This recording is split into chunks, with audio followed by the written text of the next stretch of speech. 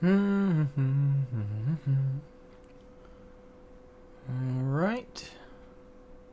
Am I live? It says I am, so I'm going to accept YouTube's determination. Not determination. No, that's still the correct word. Yeah. Anyway, YouTube says I'm live. I'm gonna trust it. I'm gonna trust it ain't lying to me. How's everyone doing today? Hope you're all doing well. It's a fine Tuesday. Okay, okay.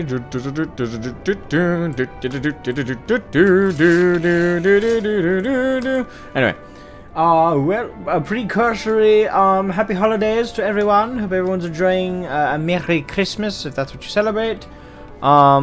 Yes, I hope everyone. And Christmas coming right up. 4 more days. 4 more days of wrapping paper, Christmas carols. I can't wait for Christmas Eve night, though. Like, my family's tradition every Christmas Eve is we all sit down together and we watch Die Hard. Because, as my mother always says, it's not Christmas until Hans Gruber falls off of Nakatomi Plaza. Or Nakatomi Tower. Why do I always say I always think Plaza, but I don't know why. Anyway. It's not Christmas until Hans Gruber falls from the tower. Yearly tradition and all that. My volume is at the correct level, right? Yeah, there it is. It's good, it's good, it's chill, it's kosher. Zionani Zalthi, what's up, guys? Hey, Nathan, you? Your mom and I would agree. Yes. It's tradition every year that we must watch Die Hard on Christmas Eve. We also watched Albert Finney's, the Albert Finney version of Scrooge. Say what else? The only other movie we have traditionally we watch. No, it's debatable in my family whether Emmett Otterton's I don't remember the full name. It's the Jim Henson. It's one of the older Jim Henson movies. But we also watched that. And that's not really a tradition though. It's for my mom, but this is important for the rest of us. Hey, there's Lauren. I'm trying to think. Yeah, I think that covers. No, yeah, sorry. The Jim Carrey version of The Grinch. We also watch that every year. So, out of the ones that are definitely tradition, we have Die Hard, Grinch, technically Emmett Otterton's Christmas special Jim Henson movie, and Albert Finney's Scrooge. So. Yeah, we got that. We got those scheduled in the works. Symbiaco and Madao, Angry Cupcake, welcome to the stream. Morning Moon Man, yes. Oh, it's not really morning for me. It's 2:30 in the afternoon. I'm not gonna lie, I'm a little tired. I was up late last night trying to get some stuff done. Plenty of wrapping paper all over the place. One thing I don't like, I love the sound of tearing open Christmas presents that are wrapped up. I hate the sound of the same tearing when I'm trying to wrap a damn gift. It's like you're just so carefully putting in that tape, you yank on it just wrong in here. Oh, it makes the blood boil. It's worth it in the end. My wrapping jobs always look horrendous though. It's 9:34 p.m. there. Oh, okay. Excuse me. What about Play Yakuza? It is a Christmas game.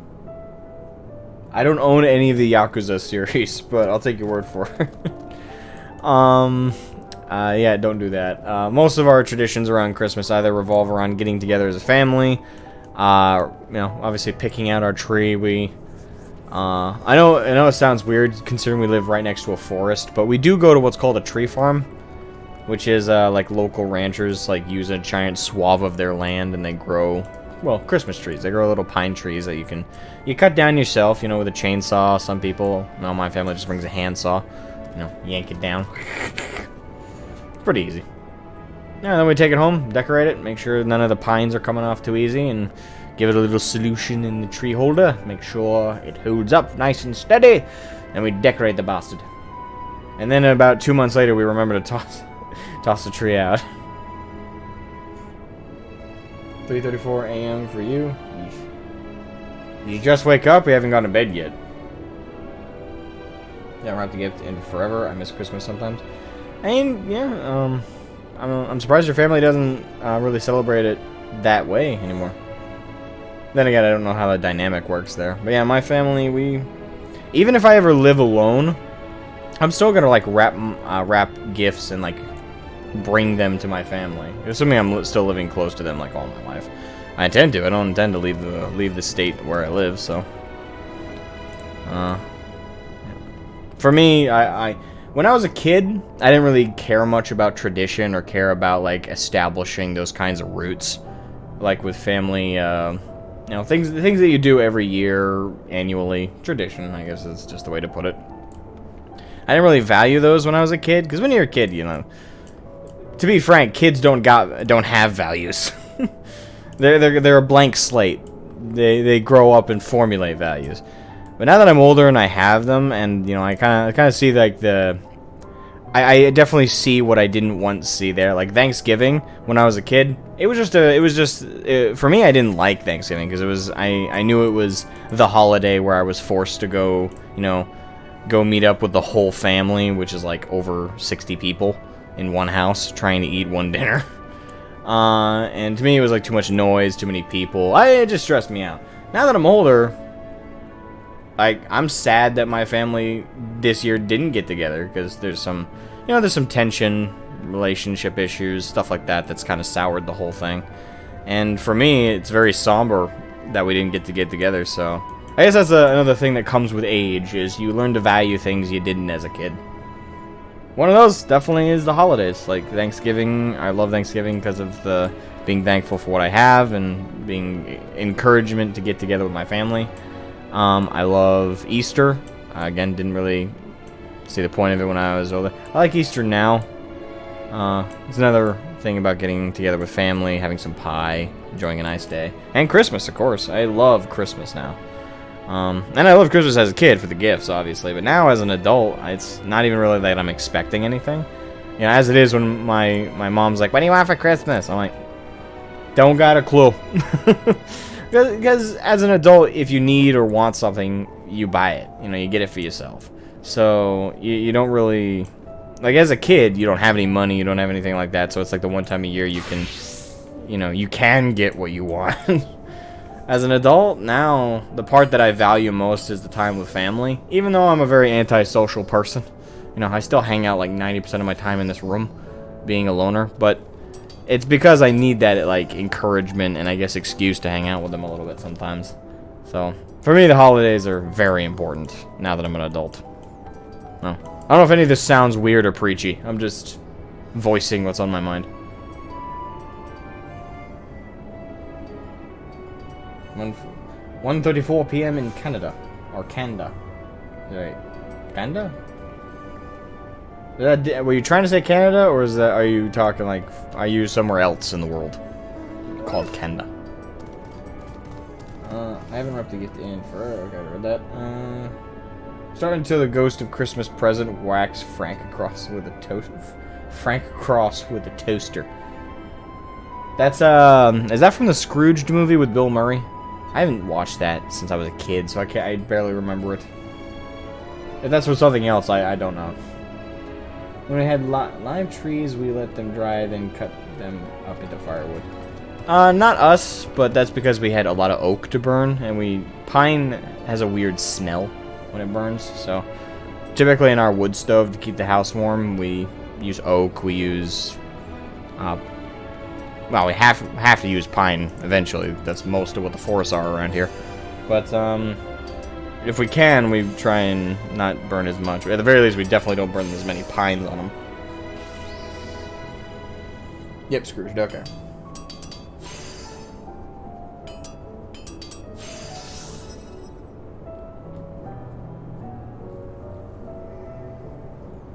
I mean, kids are blank slates. I don't know if that's a debate. And that's kind of like the whole, like, kids, both intellectually, philosophically, like, just generally across the board are a blank slate. I don't think that's a debate. And they're kids. You know, kids don't come out of the womb with values. That's all taught.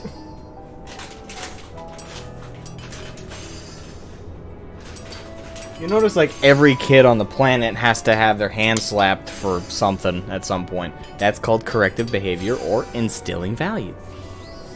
It's a very interesting process when you look about it philosophically, but I'm just looking at it from kids are blank slates when they come out of the womb. Unlike animals, like if you look at deer, they come out of the womb, they're like, hey, where's the berries? I'm out, I'm ready to go.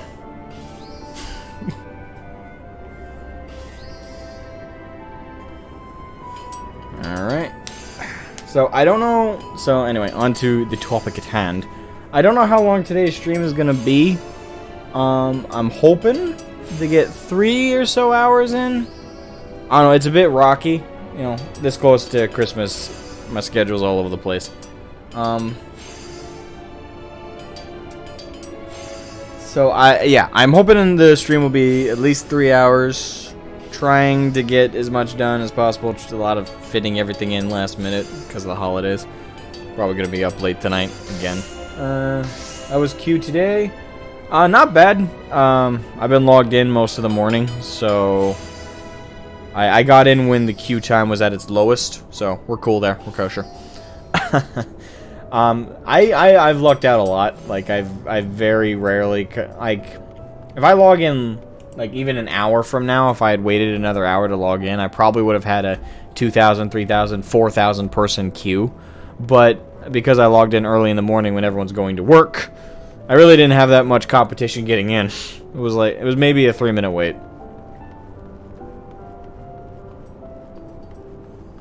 I'm pretty sure it was. It was. Yeah, when I logged in fresh for the stream today. Yeah. Sorry, my mind jumped to this morning when I first logged in. But that was for crafting and gathering. Yeah, so... Technically, I've logged in 3 times today. Technically. Because I logged in early this morning, logged off, logged back in, and was intending to leave myself logged in for the stream. Logged back out right before the stream because I had to open OBS, and I wanted to open OBS with administrator mode on. Yeah, so technically I've logged in and out like 3 times today. But each time has been a very short queue. Pretty sure mine was 34, so that's not bad. New raid. A new raid came out, so Q is... Oh, there's a new raid out? Already? Oh no, I can't keep track nowadays.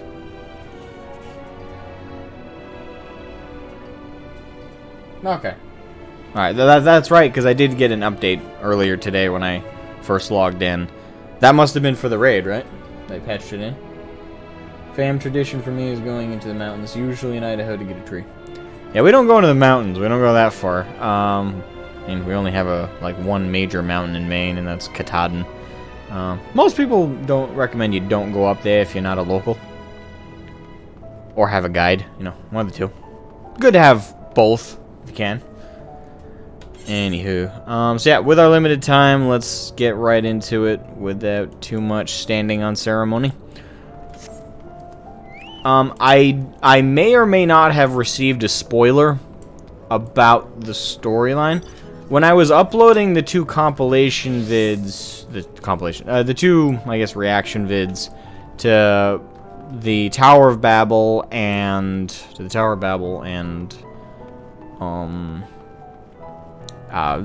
Zodiac trial.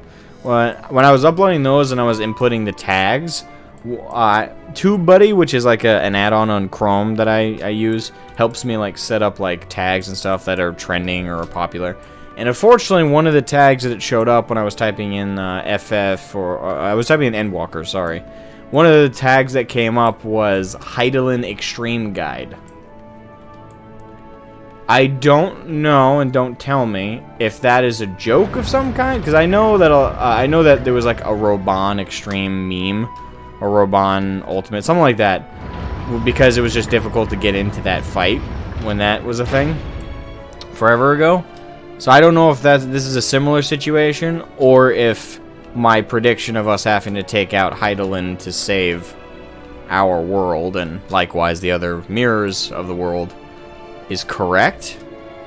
Or Heidelin's a bad guy and all. We did, last time we left off, we did see the little bunnies eavesdropping on me and Urianger's conversation, and they were like, "Hey, we still have our plans." I'm still sensing that's like a joke thing, like there's gonna be a punchline to that, but I don't know, there's potential that there's more evil on Heidelin's end of things than I'm giving credit. Either way, I don't know it's a spoiler, I just saw the tag, so I'm hoping that wasn't one. Either way, like, that is something to note. I don't know if it's a spoiler, I don't know, it's very vague, but it is something to note. So if we get to it and I don't have as much a surprise, if it is a thing, that's why, and I apologize.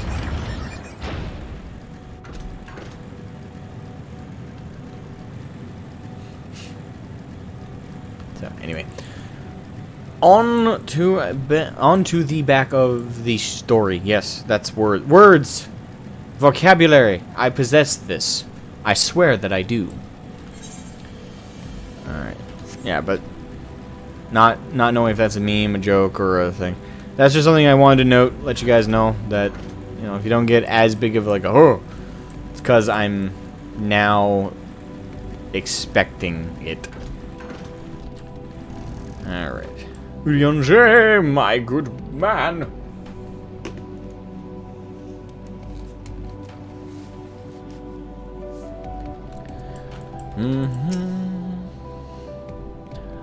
An abundance of spongoi. Excellent.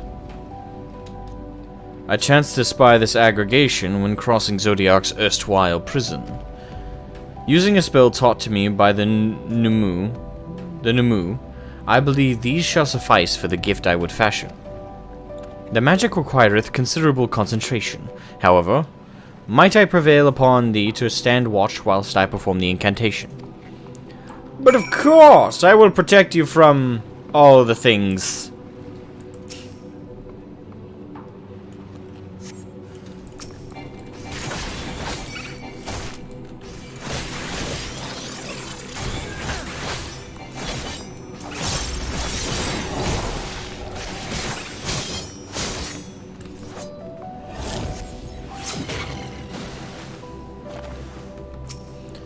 I'm the papa. Eat this! Whoop boom! AoEs for days!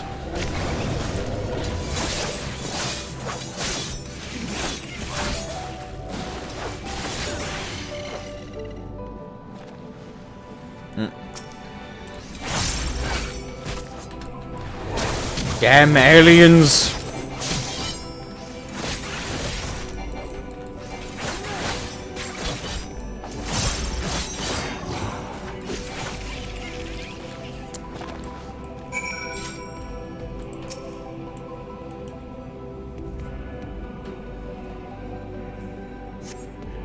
Surveying the nearby area, you see no sign of potential threats. This would be a good opportunity to see how Urianger is faring. Indeed! Urianger, how are you faring, my good man? ...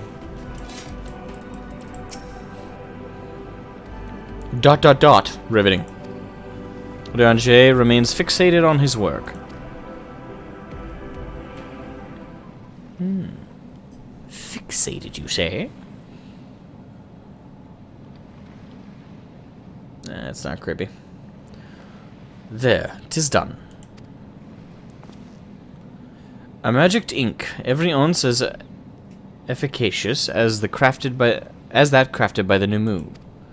Rare as the occasion, I would conjure mine own, but is nevertheless a most useful skill.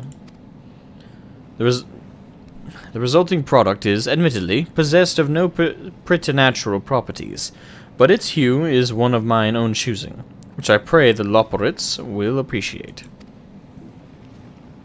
Shroud! Urianger! Oh, thank goodness. I thought you had been eaten, or had perhaps fallen into a crater.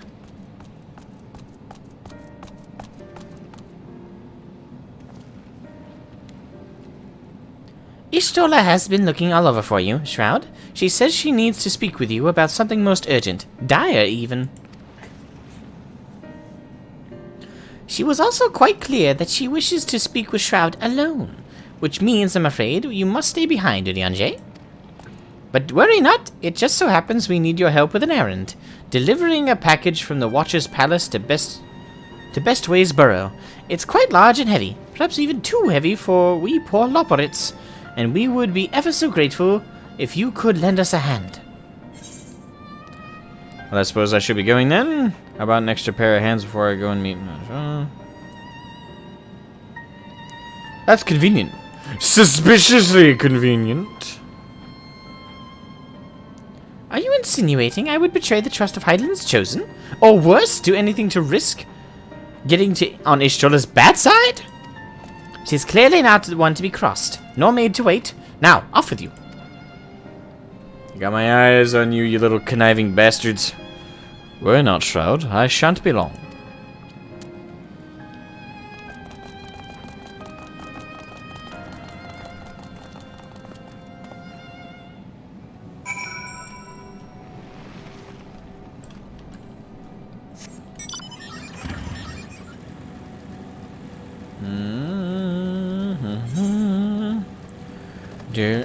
Ooh. I'm an old man with old bones. I'm sorry. Ah! Ooh, ether current. What do you know? Ah, to fly upon the moon. Well, that reminds me. At some point off stream, I gotta hunt down the ether currents. What, you don't trust moon bunnies? I mean, no, I do not. Why? Simple. Because they're moon bunnies. Simple as that. Ready?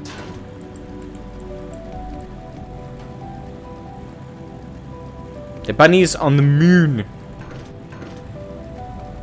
Why would I trust them? Plus, they're bunnies. We all know bunnies are only one slight genetic genome code off from a rat. Monster killed the other monster. Fair enough. I don't know. My suspicion's mostly based on my now increased suspicion of Hydaelyn. Sent there by Goku.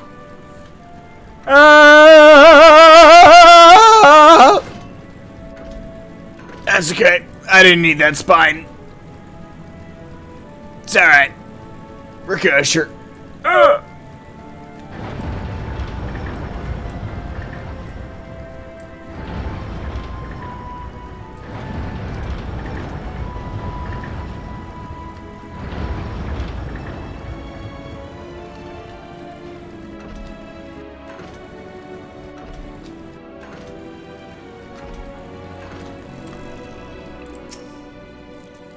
Oh, Shroud, we thought you would be away for far longer.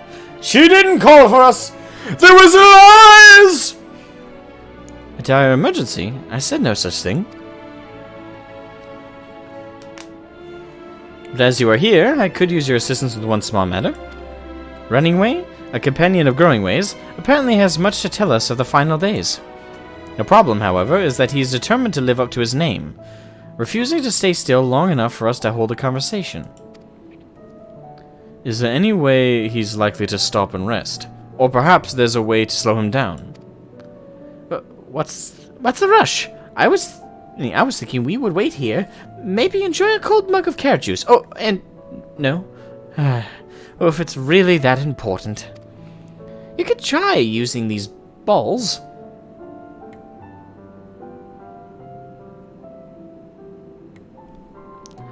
Of moose flesh. Mouse? I almost said mouse? Mouse flesh. Not to be confused with the other thing. With Running Way's other notable feature is his incessant chatter, so you'll have no trouble finding him in a crowd. And when you do, try lobbing your balls.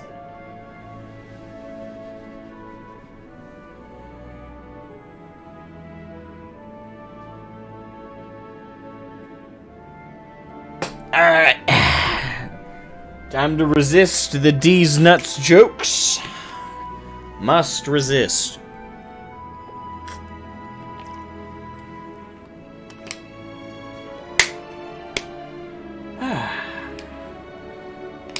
Must resist.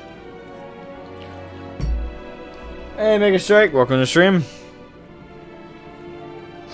Lob your balls at the boys. Oh, the balls. Hey, Kiwi. Running away is other than... Okay, I read that. Crude, but if it proves effective... He was here in Greatest Endsvale when last I saw him. Let us split up and find him. Indeed. Split up and look for clues, kids.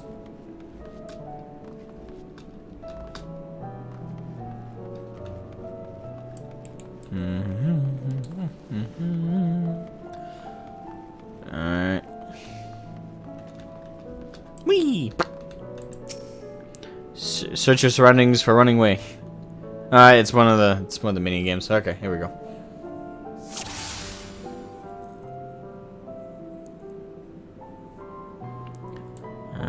Okay. Find a running away, locate ever elusive running away, and strike him with a ball of moose flesh. You bastard! I will defeat you. Damn it! Come back here! Where'd he go?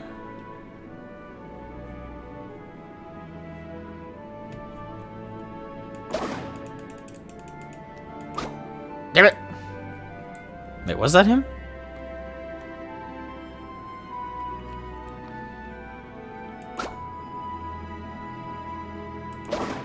Damn it! What? It went through him multiple times. What the fuck?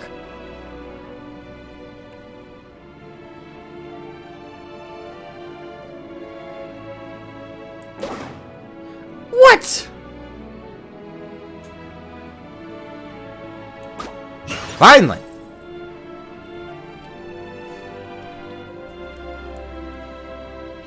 Ow! That's smarts. If this was meant to be a joke, it isn't funny. Nope, I just wanted to douse you with my balls.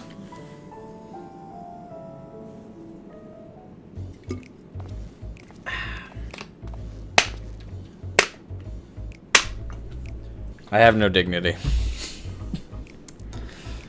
Yes, I'm running away. Do you mind explaining why you hit me in the face with your balls of moose flesh?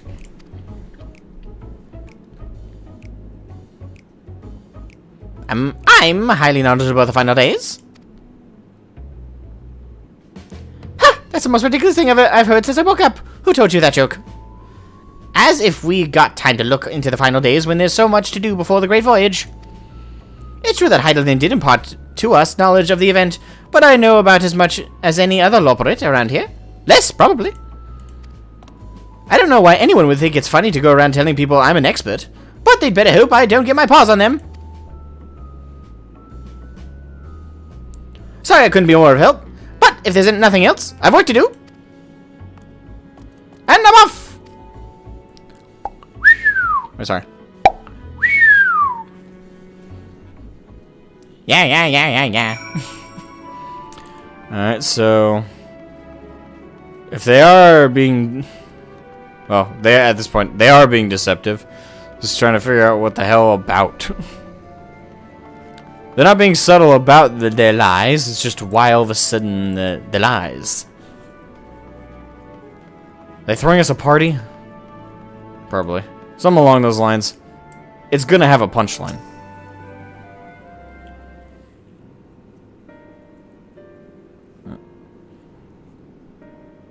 I could find neither hide nor hair of him. How did you fare? Well, I struck him with my balls.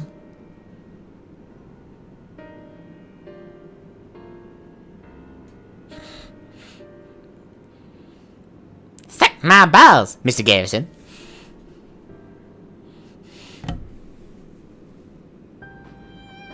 Screw you guys, I'm going home. Alright, I'll stop. So he knows more than the others. Care to explain yourself going away? Well, you see, I I misremembered. Yes, that's it. I misremembered. Terribly sorry about that. I'm afraid I'm drawing a blank, though. Try as I might, I can't remember who I was thinking of. On an unrelated note, what of Urianger? I assume you spoke with him earlier, but did he say when he'll be returning?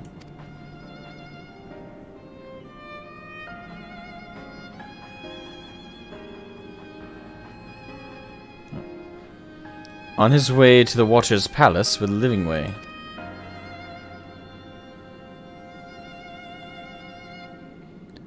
Between Growingway's sudden lapse of memory and our lack of other leads, maybe our time would be better spent lending Urianger a hand. Well, what? Now hold on a moment. It's all coming back to me. Yes, I remember. The information you're looking for is in the archives. Yes, that's where you'll find all sorts of useful knowledge, including that pertaining to the final days.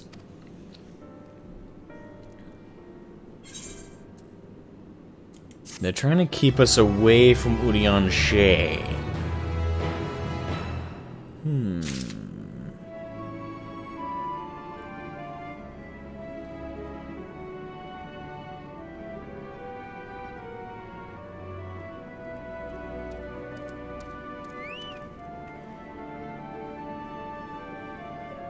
You got approached on Discord today by somebody trying to make you their erotic role-playing, crafting, heal slave. So, oh no, heal slut slave. Okay. You declined? I would hope so.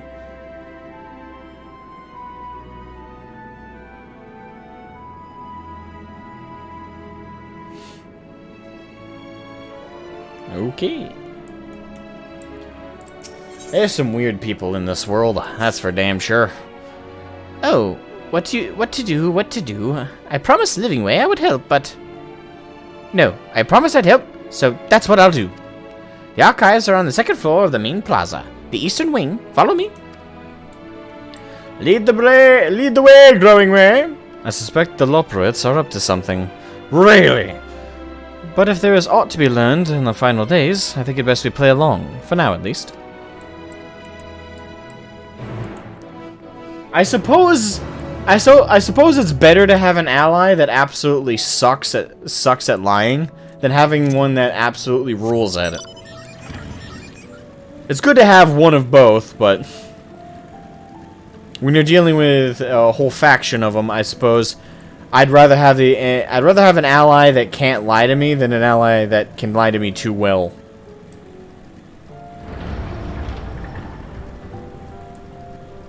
Personally.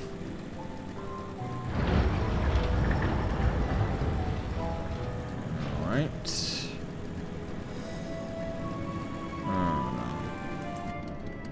Take it.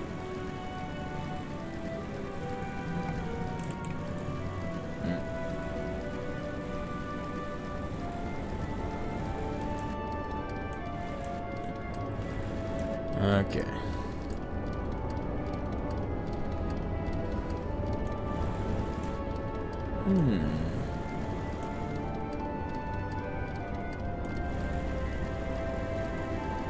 Oh yes, portals. I forgot.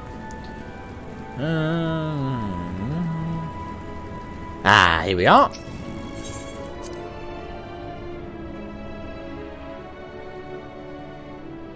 While you drive, hey, careful while driving. Till I get home at least. I'm parked right now, of course. Good. Don't text while driving. I will not be a bad influence. My nose.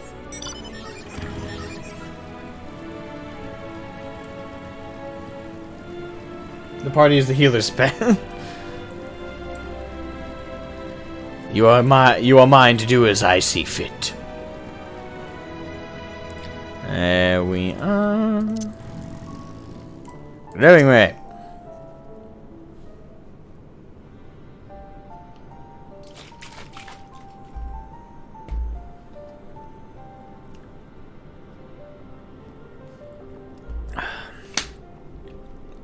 The archives are right through this door, but it seems to be locked. I guess we'll just have to go and find whoever has the key. Growingway, enough. If you have naught else to tell us of the final days, you need only say so. We can ill afford to be wasting time here, as you well know. Did you yourselves not tell us we must act quickly? Yes, we did. But the moon was to be a perfect paradise for the people of Aetheris, and we're running out of time to make everything ready for their arrival. We hoped you'd see the wonders we have to offer, but you found nothing but faults and flaws in our work. Only one of you saw our potential, so you others must be kept here. Ah, so that's Living Way's game. Run us about in circles and, failing at that, lock us away so we can't put the plan at risk. Everyone except Urianger. He understands what is at stake. What must be done? I fear you've misjudged us, Growing Way. Never have we decried the notion of using the moon as a means of escape. That said, my heart breaks at the thought of abandoning Aetheris and her reflections to their doom. If there is a way to avert the final days, I wish to find it. We all do. We may fail, but our efforts would never be at the expense of your plans. But why would you take that risk? Risk? There's no room for ifs and maybes now. The people of Aetheris will escape here to the moon. They'll be safe, and we'll finally get to see all their happy, smiling faces. I'm sorry, but we can't let you to leave. We just can't. No. I'm not in the mood to beat up little bunnies. But I have killed plenty in my time, and I wish that was a joke, but I'm just gonna let that joke lie. Anyway. Do what you must, but try not to hurt them. What is this, a SWAT team? Suppression force! Send in the bunnies! Could we possibly send in a more intimidating force? One that's preferably 4 or 5 feet taller? I'll be back in a moment. Don't do anything rash while I'm gone.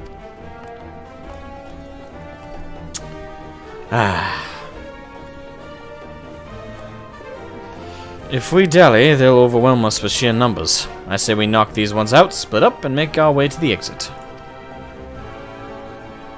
Agreed. Let us reconvene where Argos awaits outside. This meeting with the pilots didn't go that smoothly. Send in the bunnies! Beat them raw. No mercy. All our rabbits. I do apologize about this. Truly.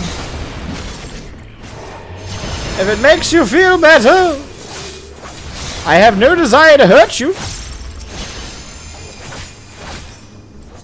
Ow, that hurt. Blah. Oh, here we go.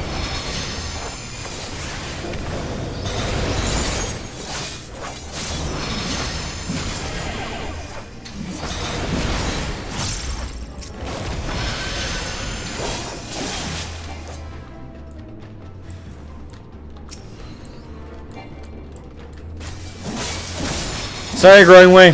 Nothing personal. I'll give you this though. You're 1/12 bunny.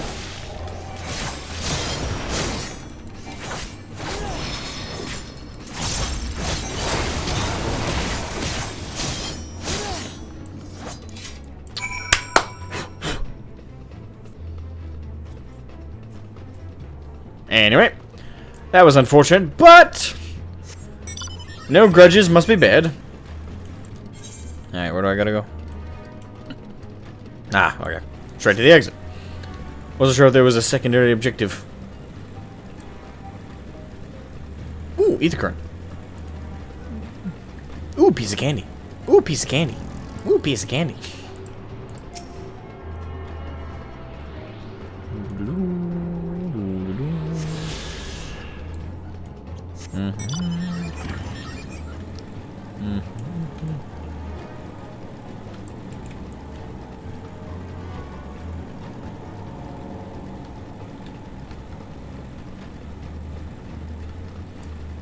I don't disagree with you, Mega Strike. I don't even think the characters disagree with you. But the problem is, and the reason we're fighting them is that they're trying to contain us. Like, they're trying to basically say, sit, stay. They're not even allowing us to entertain other options like saving Atheris in some way.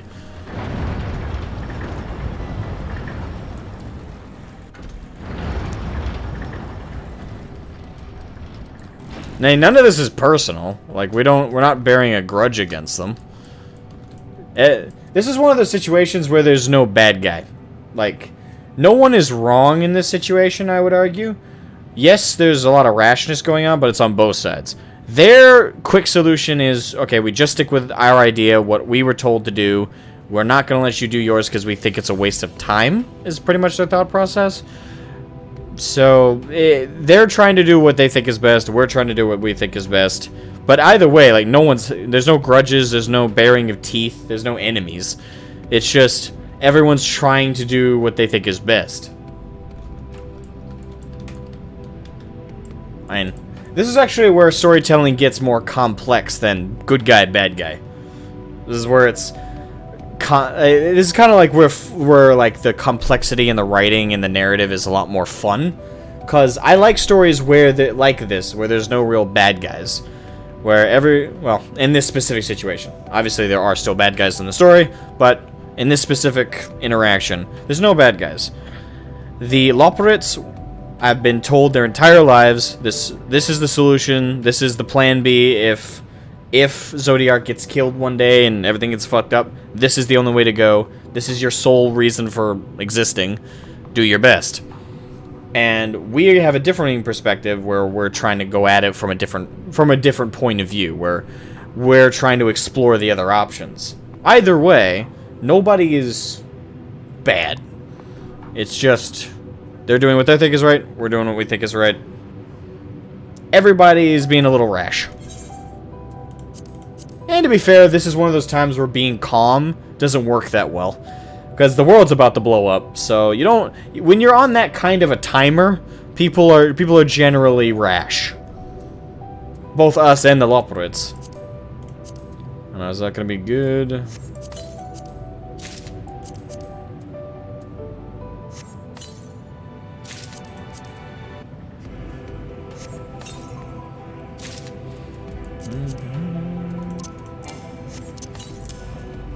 There we are.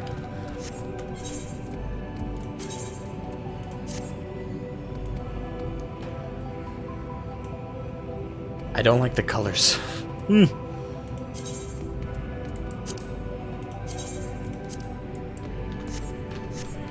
Alright. Ugh, that blue is so ugly. It's not even really blue, it's teal.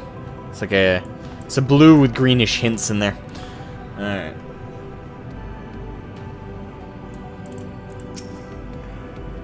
Good, you're here. We must hurry to the Watcher's Palace and find Urianger. Alright.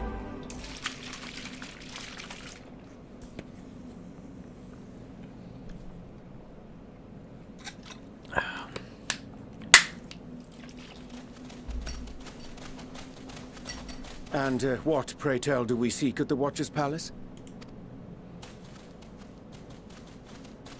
Oh, come off it, friend. You know full well why we're here. The time has come for you to return to Atheris and help your brethren prepare for their journey here and beyond. Forgive me, Living Way, but I cannot in good conscience proceed with this plan. Huh? But what about the final days? The death and the doom? Oh, we have to hurry before it's too late.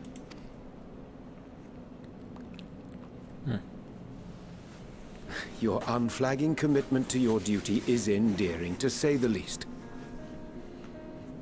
And I would agree with that.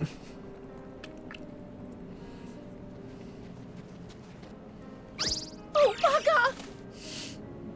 Oh, bugger? Oh, bugger? I'm not sure what they just said. Be at ease. They bear you no grudge, nor do I. I mean, no, like, there's no reason Come to to. understand your purpose. I mean, it would be completely illogical to bear them a grudge. And again, everyone in this scenario is trying to do what they think is best. So So, and right now, as far as we know for options, their idea is the best, so. That doesn't mean there's anything wrong with exploring other options if they exist. For millennia, you and yours worked tirelessly towards the singular purpose of this heavenly vessel's construction. An arduous feat by any measure. It is clear you have spared no effort.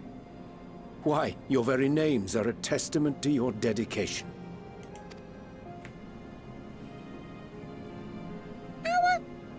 Our names?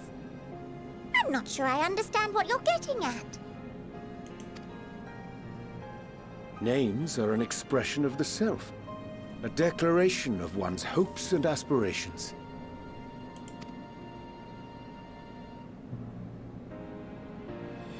Your use of contemporary, uncomplicated nomenclature doth ensure clarity of purpose. There can be no doubt that your love for the people of Atheris is boundless and pure.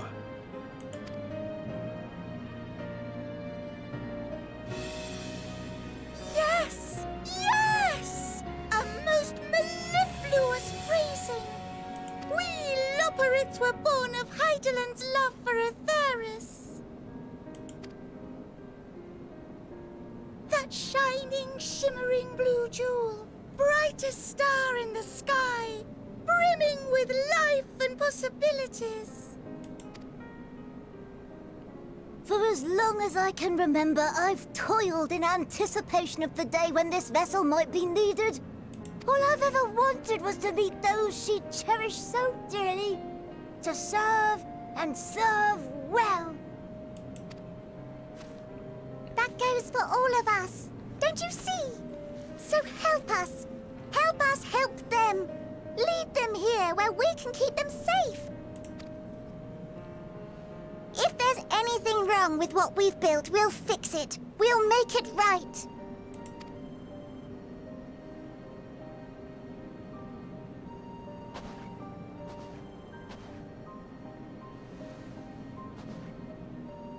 Your works want not for repair.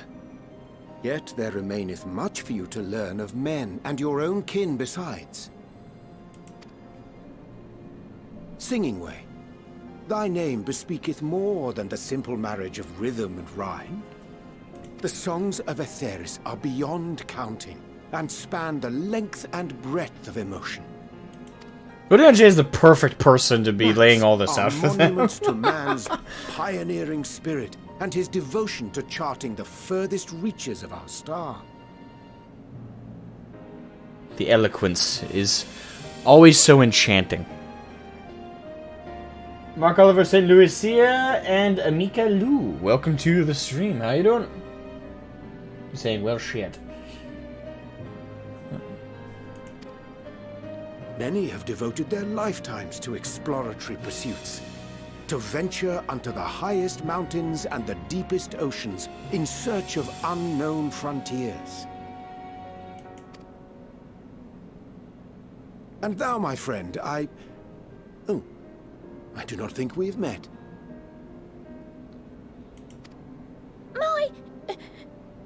My name is Puddingway. Alright, Urianger, let's see what you have to say about that name. I'm curious. Yeah, even your... Puddingway. Yes, indeed. A name of deep and abiding significance, I'm sure. But one perhaps better communicated through delicious deeds than tasteless words.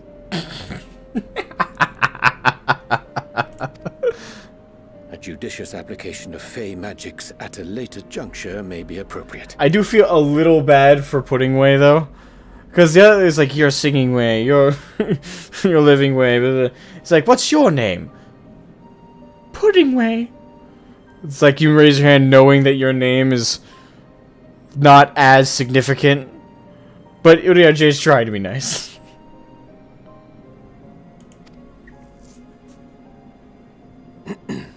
Still, though. And Funny. Living Way. Pudding's important. 'Tis no easy feat to convey the significance of thy moniker. When I was a bookish boy, A dear friend of mine was fond of peppering me with questions as I read, to my occasional annoyance. One day, I posed to her a question of mine own. What does it mean to live? After much contemplation, she proffered this answer. The anticipation of a half-read story's conclusion. The hope today's mistake may serve as tomorrow's lesson. The wish that a new acquaintance may one day call thee friend. She believed it to be all these moments and more. I want to understand, but...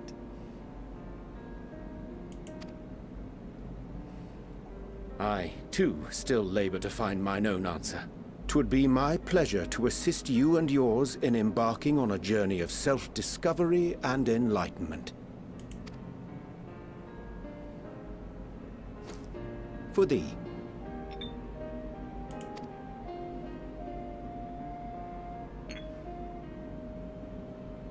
Ink as blue as the waters of Aetheris. Made in haste, though I assure thee, the quality has not suffered for it. The people need not be persuaded by honeyed words. Nay, I have faith they shall do what is right in due course. Until they do, I beg your patience, friends. And with that ink, let us fill the empty pages of Livingway's compendium. An open exchange of ideas will surely afford you all a better understanding of modern man, and with it, ideas for improvements and renovations. But more importantly, it shall empower us to together find a way forward.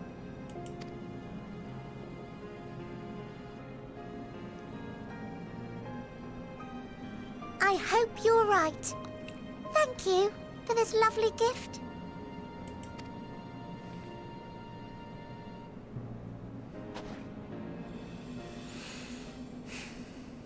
There you have it. I shall remain with the Loporrits to ensure that all is in order. Though we must needs prepare for every eventuality. There goes the theme agree song. that the evacuation of our star is a last resort. But a resort we do need to keep open. But yeah. To accept failure is to accept the demise not only of our star, but that of Reen's, of all reflections, and the souls that call them home. Which is why I have every faith that you shall fight to the last, that such drastic measures may prove unnecessary. Should the worst come to the worst, and I pray deeply that it won't, I'll take comfort in knowing preparations were made under your watchful eye. Aye. Thou mayest be assured that if calamity cometh, not a soul will be left behind. If being the operative term. Indeed.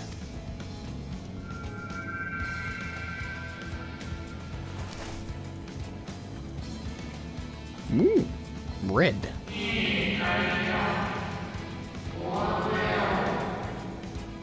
That flower, how came it into your possession?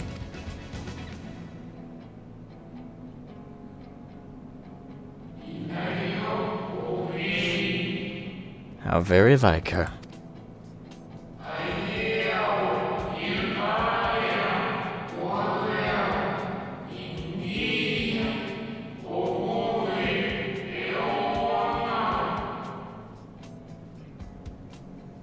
Guided by its light, you may come to know her true intentions.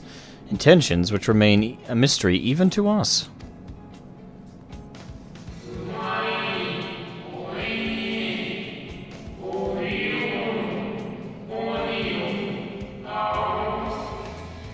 In our time, we called it Elpis. You would do well to remember the name.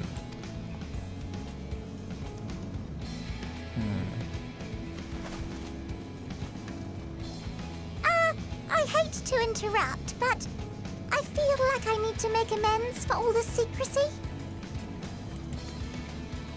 Think nothing of it. We haven't been the most gracious of guests. Do convey our apologies to Growingway and the others. But of course! And when next we welcome more guests from Aetheris, we'll have learned to be much more hospitable hosts. Oh, and circling back to the matter of inappropriate secrecy, we ought to discuss our benefactors. Okay. Agreed. The Charlene Charlian form. Forum, Yep. Yes? What? It's pretty obvious. How did you know? Simple math. 2 + 2 = 4. 1 + 1 = 2. You know, the usual. The more I heard, the more obvious it became. The forum's aims align closely with those of your anonymous patrons. A telling coincidence would be an understatement. Though had we not taken it upon ourselves to peruse certain restricted tones in Labyrinthos, we might still be unaware of their plans. But let us continue this discussion upon our return. I dare say we have kept Alphino and the others waiting long enough.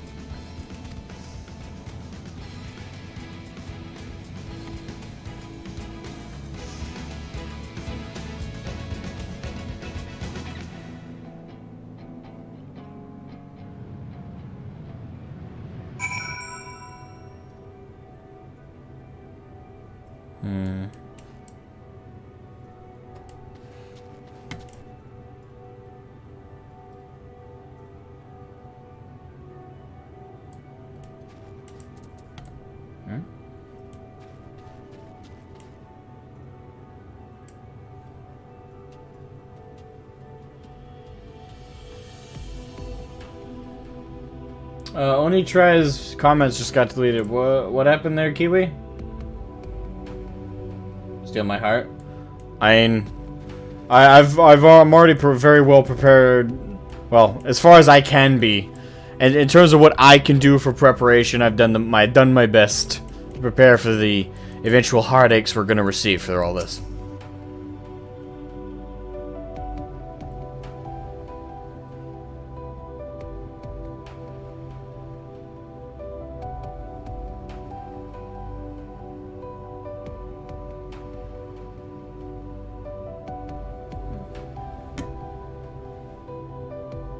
They're trying to feed fake spoilers? Oh, okay.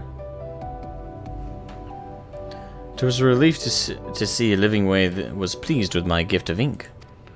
To serve and serve well. Though their knowledge may be lacking, their boundless love is a blessing without peer. It will be no easy task to prepare them for what must needs be done. But gladly do I embrace this duty, even if it doth necessitate that we part ways for a time. Forgive me my absence, and I have the utmost faith in you, in all our fellow scions. When next I return to Aetheris, I pray I find you all in good health and good spirits. Likewise, you too, Urianger. See you soon, bro. And the moon arc was really fast. And is this the whole moon?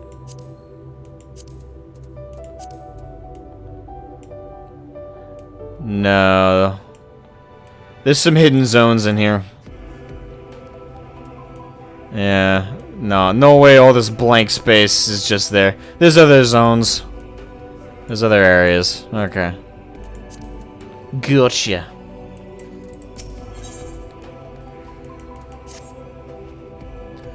With the Loporits in Urianger's capable hands, we needn't worry about affairs here in our absence. Knowing now that the face of their earthly collaborators, there is much to discuss with Alphino and the others. Indeed. Let us return to the Tower of Babel. Our battle for the star will soon begin in earnest, and we must be prepared. Hello.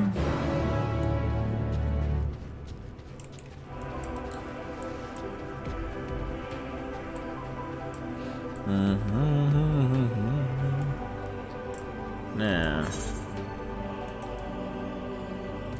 Speak with Encred at the Nethergate. Okay. Oh, that's right. I forgot. There's a little circle thing on the ground. We can head through the tower through there. There it is. Exit to the nether gate. Boom. Instant transmission.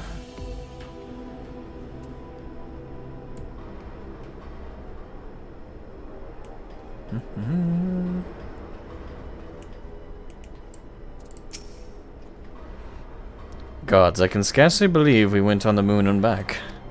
But we'll have time to reflect on that later. Right now, we need to head back to Camp Broken Glass and deliver a thoroughly detailed report to Lucia. I'd like very much to know how everyone is getting on here as well. They'd only just begun to treat the tempered prisoners when we left. I share your curiosity, but warning our allies of the final days is of greater importance. I speak not only of the contingent, of course. The heads of state, every nation must know what we have learned. True. We need to gather everybody for a really big meeting. We know not when or where, or in what manner the final days will begin to manifest. And so we must see that everyone is prepared. Agreed. Though we may wish to stress the importance of discretion, lest the public be sent into a panic. Not that anyone in a position of responsibility should need to behold as much, but it bears repeating. Anyway, first things first, to Camp Broken Glass. Tally here!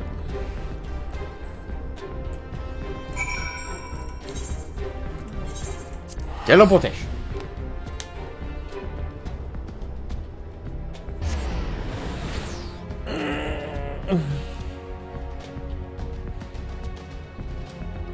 He's hoping it's made of cheese. That's the moon! Cheese. Actually, when did that... I know that's been like a joke theory, I guess is what you would call that. How long... that's been a... Like, I remember the first time I saw, like, the moon is made of cheese kind of thing in a Wallace and Gromit movie.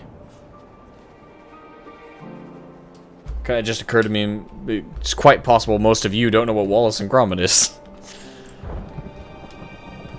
And I would hope so. It's an old claymation kind of thing. Lucia? Hold my sleeves down. Oh. It's good to see you all again. No worse for the Luna adventure, I hope. We've done what we can for now, and believe me, we intend to tell you all about it. But before we do, might you tell us what's become of Garlemald in our absence? We succeeded in subduing the Tempered inside the Tower of Babel. We took many alive, but combined with those who were already in our custody, the number requiring care has grown... I'm so tongue-tied. Requiring care has grown exponentially. The inclement conditions here have made it difficult, if not impossible, to treat them all here, and so we have petitioned the aid of the allied nations. Some are, understandably, hesitant to proffer assistance, particularly those that were but recent subjects to imperial occupation. That said, several others have agreed to grant them refuge for treatment. With the assistance of your fellow scions, we endeavor to see them safely transported to subsequently cured of their tempering.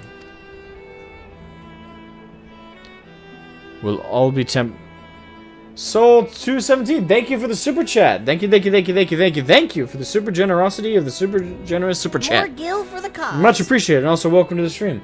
Warrior Light. So guys, remember how I went to the moon and saved the world? Well, I also fucked us hard, cause I weakened Zodiac, and then Fandaniel kind of, while possessing him, of course, blew himself up. And because of that, the laws of nature are kind of fucked right now. Kind of fucked, you know. It's not too bad, but, you know, maybe the final days are coming, and we should be prepared to evacuate the planet, you know? Simple. So how was all of your time here in Garlemald? Yeah. Thank you for the super chat, man. Thank you. It's an old British claymation show. Yeah, it was good. I grew up with it. I grew up with it on VHS, I should say. It's very entertaining. At least it was for the time. Very well animated. That's back when like the The stop motion in that series is impressive with the claymation. The earliest record of the moon being made of cheese is a medieval Servian yarn, apparently.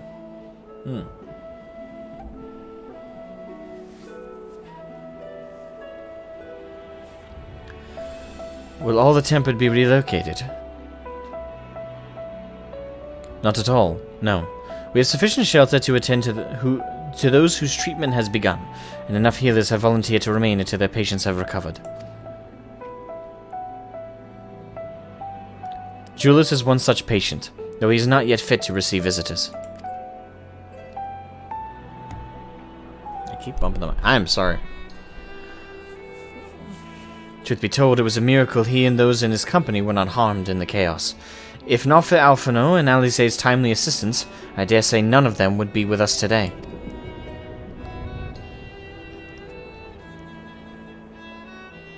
In light of recent developments, have the Alliance leaders come to any decisions regarding Garlemald? Given the tremendous ramifications of what has happened here, it would take time to determine what must be done.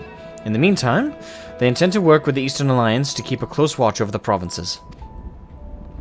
We have other news to share. Shortly after Anima was defeated, we received reports that each and every tower has vanished. Good thing, right? And still, that good news doesn't outweigh the tremendous bad news we have, but still. What little victories and all that. For a mercy, the process was apparently not quite so violent as that you experienced in Thavner. Those who were trapped within them have been rescued and are receiving treatment.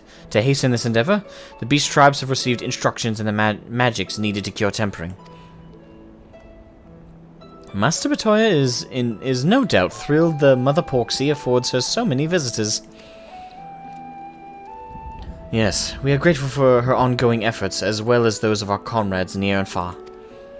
As for the contingent, several of our members have been granted leave to return to their homelands after the transfer of Tempered has been completed. Lucia and I will remain, along with a small force, to continue offering aid to those here in Garlemald. The Empire may be no more, but there are yet those who call these lands home. I believe that accounts for recent events here. So, what of the moon and the Telophoroi? You might want to sit down for this one. Sits back, cracks knuckles. You might want to sit down for this one. Just take a load off. It's about to get really heavy. The final days. Gods, I prayed your victory would mark the end of our troubles. There is still much we do not know, but the Alliance leaders must be told. Would you be willing to contact them in our stead? Yes, of course. I will send word forthwith. We'll also release our fellow Scions from their present duties, that they may return to Sharlayan. Your energies are better spent finding a means to avert the coming apocalypse. Speaking of your fellow Scions, you will be happy to hear that Mistress Kryl, though still on the mint, has been moved to the Baldessian Annex and given into Tataru's care. Thank you. I look forward to seeing them both upon our return. Let us be on our way then. Tally off! One last thing, if I may. Alright, have a good one, Kiwi. Thank you for coming in again. After your confrontation with Zodiac, you said Xenos took his leave, and in all likelihood he has returned here to Garlemald. I have a mind to dispatch scouts to try and ascertain his whereabouts, but first I wish to ask if you believe there is merit in doing so. If they found him, they would not likely live to tell a tale. If you're expecting a trail of destruction to follow, you won't find one. An honorable but futile endeavor.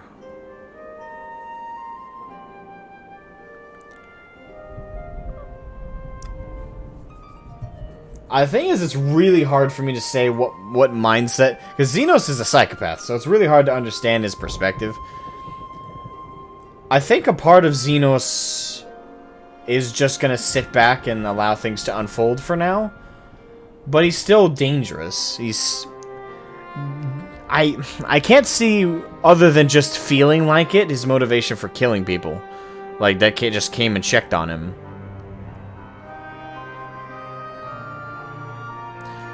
But I don't know. I'd advise caution far. I think the middle one is just that's optimistic. That's very optimistic.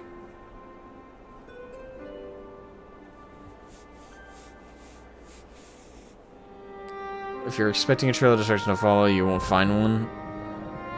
Nah, I think with Xenos there's always a trail of destruction, so I'd just say the first one. Don't try and track his ass down. Give him a wide berth. I suppose you're right. To dispatch good soldiers in pursuit of such a beast would be to send them to their deaths. Pray forget I entertain the notion. While on the subject of Xenos, the 10th Legion has made an official proclamation. They denounce the Crown Prince and condemn his role in the Empire's downfall. His very title has become a source of shame among his former subjects, and its continued use serves only to hinder relations with foreign nations. For this reason, he has been declared a Xenos Viator Galvus, outcast and enemy of Garlemord. Well, that's Nightfire. Thank you for the super chat, man. Thank you. Much appreciated generosity. Thanks for streaming as you do. Always makes my day when I see it pop up. I'm glad to hear that. I'm glad to hear that you're enjoying the streams, man. I really am. And thank you for the super chat. It helps make it possible for me to keep doing it as often as I do. So I appreciate that, and I'm glad I can be of some entertainment value for you, and help alleviate the stress of the day. And thank you again. Much appreciated. Fadaniel is no more, and now his own people turn against him. It seems he's naught but his bloodlust to keep him company. Better that than an army to see it sated. At any rate, I will not keep you longer. I pray you safe passage back to Charlian.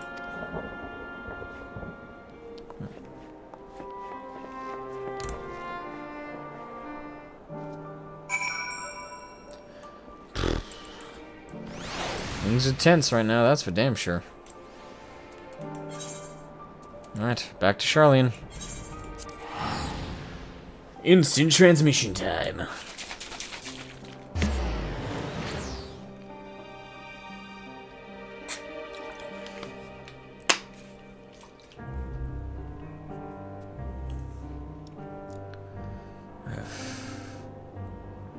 The tension is thick. So thick my veins are heavy as hell! Dear God! The world is weighing heavy on me! Ugh.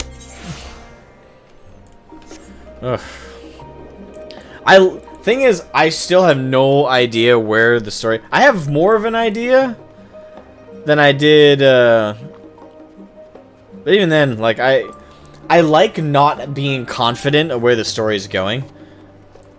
Like, I do like that. As much as, you know, I like, you know, I like it when my predictions are right. Like, my prediction about the, although, to be fair, I couldn't brag too much about it, but Grahatia being the Crystal Exarch in Shadowrun, I called that, like, really early on.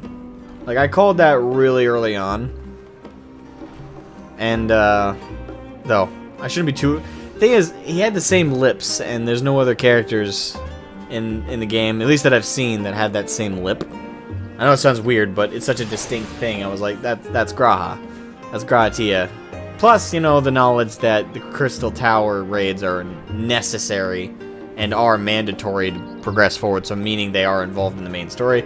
Both of those parameters made it very easy to predict, but as much as I like predicting things and being right about them, I kind of feel better when I have no idea. Because it just means I can enjoy the ride. It's not going to stop me from speculating, but when a writing in a story is so good and so unpredictable, in the right ways, of course, there are stories that are unpredictable just because they're kind of stupid and crazy. This is the other end of the opposite end of the spectrum from that. It's well written, very refined, carefully toned and paced, and everything, the writer clearly knows what the average, or even what the slightly above average, gamer is going to expect from the story. Even if you're someone who's been a fan of FF stories for decades, or you've been a fan only for a couple months, Ishikawa clearly understands what people are going to be thinking in every given moment of the presented story that she's setting forth. And it's this masterful weaving of the thread of the tale of Endwalker that I really like. And credit where credit is absolutely due. Time was definitely taken to subvert expectations in a satisfying and gratifying way, which I absolutely adore and appreciate. And it's honestly why FF has, even though I've only been playing it for, I want to say 4 or 5 months now, I'm still a baby by comparison to a lot of other people as being a player in this game. For me, the game has already established itself as one of my favorite games of all time from a narrative aspect, as well as a pacing aspect, a world building aspect, as well as just a game design perspective. I like to be able to switch classes all in one character whenever I want. I love the amount of freedom in the game and the amount of things that people call endgame in the game. There's so much about this that is so satisfying that you don't really realize you're missing like this kind of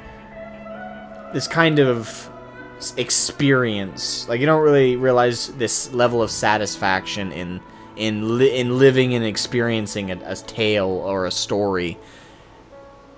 Like, you don't realize you're without it when you're experiencing it. But as someone who's played a narrative nightmare like World of Warcraft, or even not just World of Warcraft, I know I bully that game a lot, but other games too. There's plenty of other games that I played over the last 10 or so years that just had these narratives that didn't engage me, that didn't really hold my love or attention.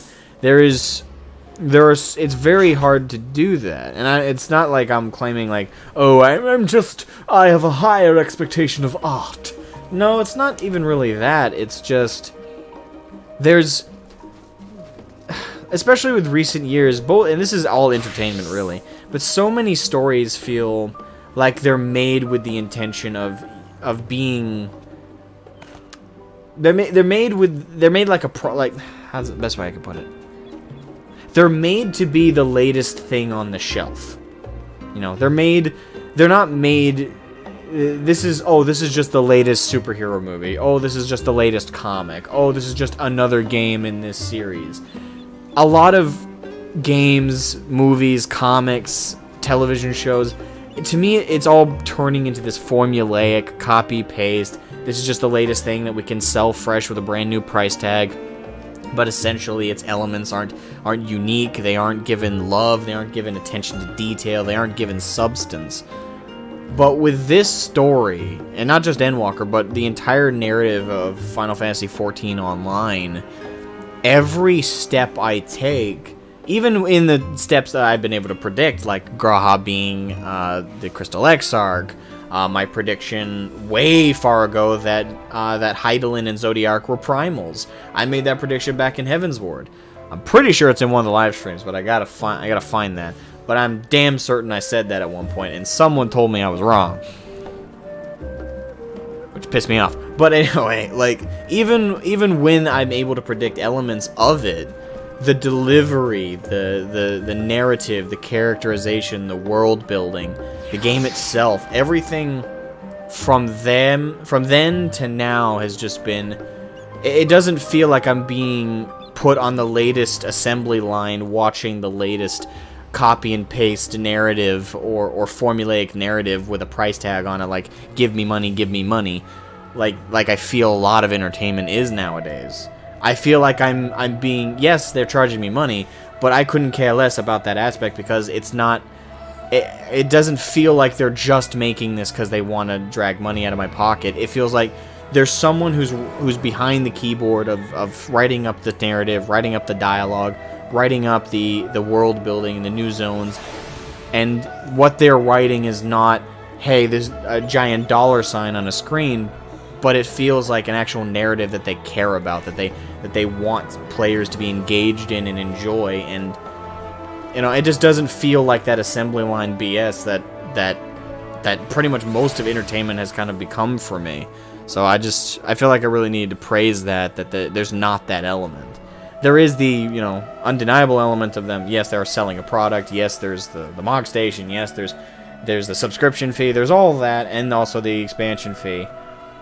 But all of it, like I don't think about it as much. Like when I watch a television show, like I do occasionally think while I'm watching a show, like, oh, you know, I'm paying a subscription fee to Hulu to watch this. Oh, I'm paying for Disney Plus to watch this again. You know, occasionally I do think about like the costs of it and is it really worth it. With this, I don't know.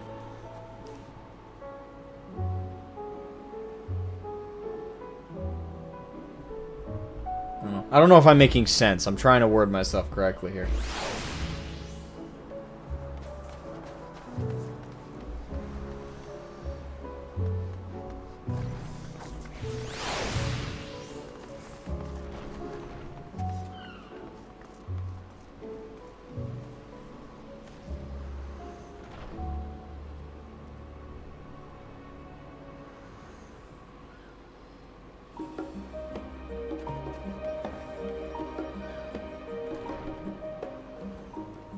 Hyduin's enemy? Oh, on the prison of Zodiark in their next home, to their next home, taking their beloved Hyduin's enemy.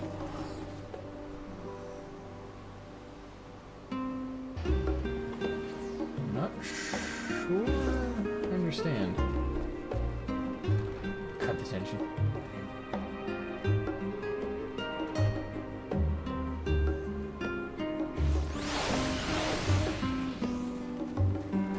It does make it harder. Like, I don't think I could go back to WoW after playing this game. Especially with how much that narrative has just been butchered continuously since Wrath.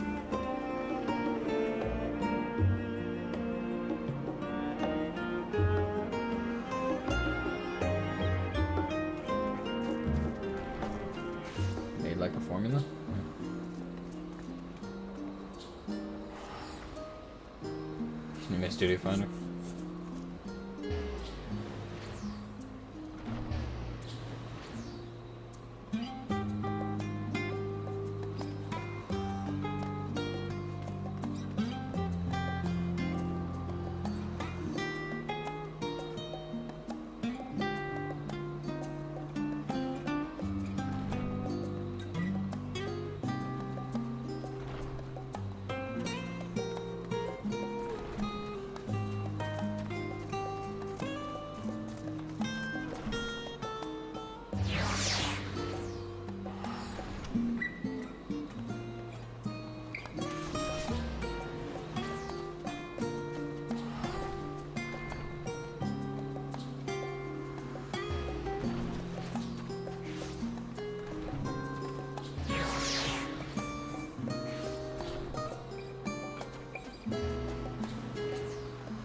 Oh, okay. You're presenting the idea that instead of killing and defeating Zodiark, in a different scenario, the planet's about to blow up and we hop on the moon taking... I don't know if, like, could that work, though? Like, I always sense that with the Watcher and everything that... I don't know. I would need clarification from the Loporrits and the Watcher, like, what affected Zodiark being held on the moon? Like, wouldn't traveling with the moon at that point be, that opens up like a can of worms of questions on what ifs.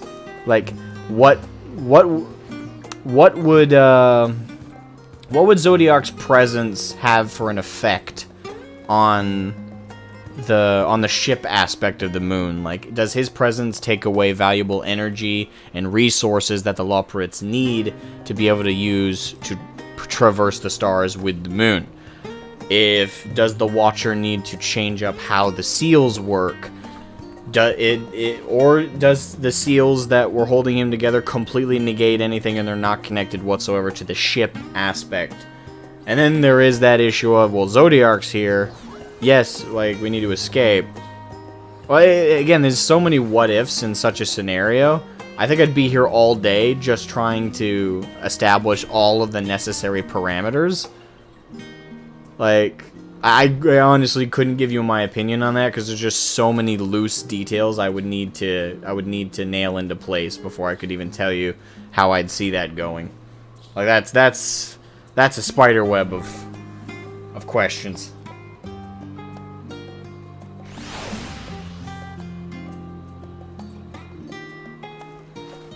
There's a lot of holes there you gotta plug.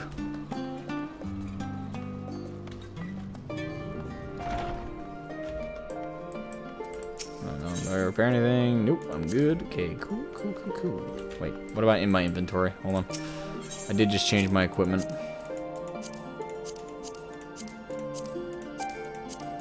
Oh, okay, we're good. Double checking. Trial. Welcome back, Shroud. Yeah, my hair goes into my eyes.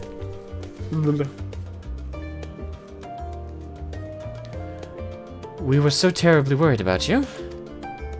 Though it is plain I have caused my own fair share of worry, and for that, I apologize. Heidelin called to me the day when you entered the Tower of Babel. Her pleas were faint but desperate, and I knew at once she required a vessel to carry out her will.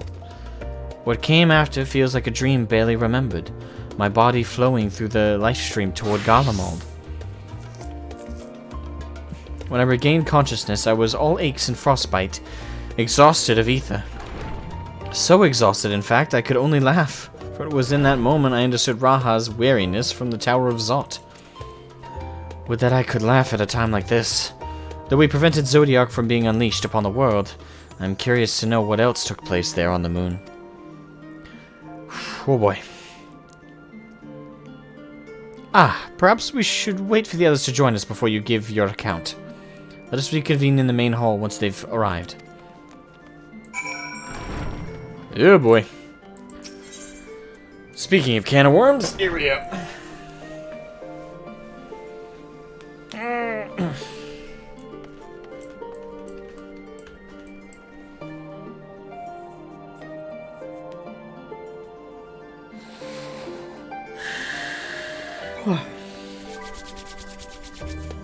I should probably turn on my lamp.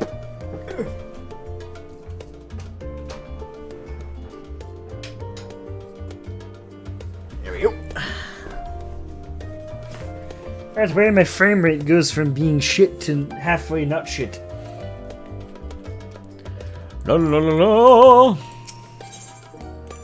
Alright. Time to wait for our comrades.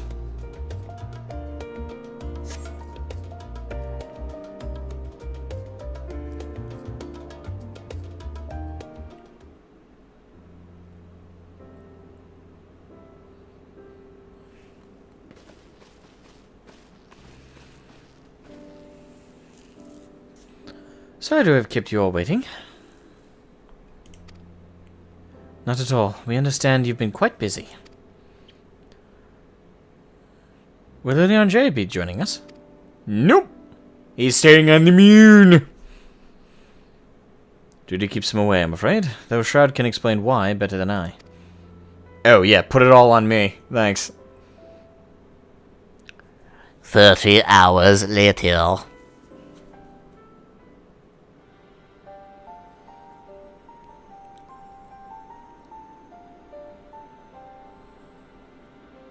Final days as befell Amarat. And we are to escape via the moon. What are the source and its reflections? I have no intention of standing by while the world falls to ruin. So how do we stop this? Unfortunately, we have no answers at present. If the celestial currents have grown stagnant, as was the case in the time of Amarat, the solution would be to alter the flow of ether throughout the entirety of the star. The ancients accomplished this by summoning Zodiac, sacrificing half the star's population in the doing. But it should go without saying that such a sacrifice cannot be repeated. Which leaves us with the daunting task of identifying the underlying catalyst for the final days. A feat which even the Amaratines could not accomplish. Unfortunately, we found no clues in Mare Lamentorum. There is still much we do not know about the catastrophe itself, let alone what may have caused it. The final days were marked by the corruption of the Amaratines, creation magics, But we command no such power, which invites the question, what havoc is in store for us.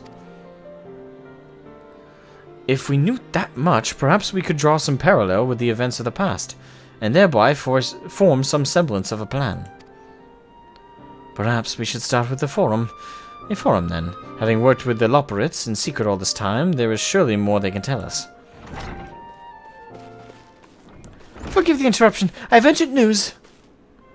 The Forum is holding a public assembly in the plaza outside. Some sort of announcement. What is Father up to now? There's only one way to find out. Wait, did they... Is this coincidence, or did they find out about our trip to the moon?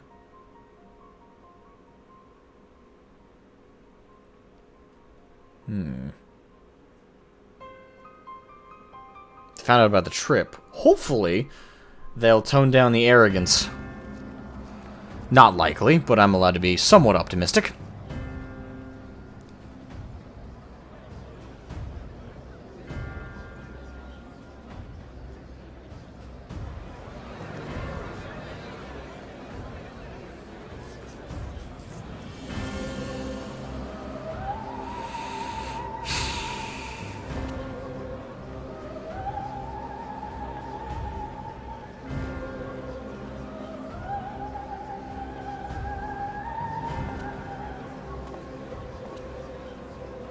Order! Order, I say!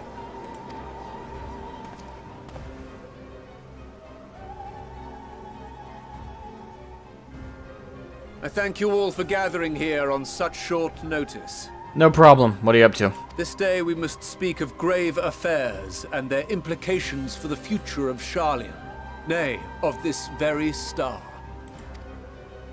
Said affairs concern all citizens, and so we have called for a public assembly.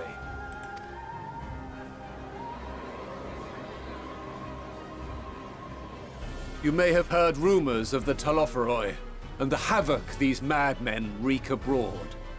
Under normal circumstances, we would pay little heed to petty disturbances outside our borders. The final days, however, are another matter altogether. For we dare not ignore these prophetic words of Eld. The Endbearers will come, ushering chaos and calamity. The final days descend and devour the very star. I've never heard this prophecy. Is it true? Will all that really happen? All that? He didn't say that much. Yourselves. The time has come to speak of the Forum's most sacred duties. But first...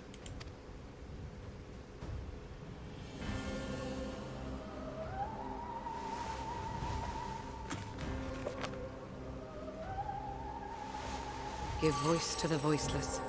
Let bindings be unbound. By unanimous decree, I declare the enchantment broken.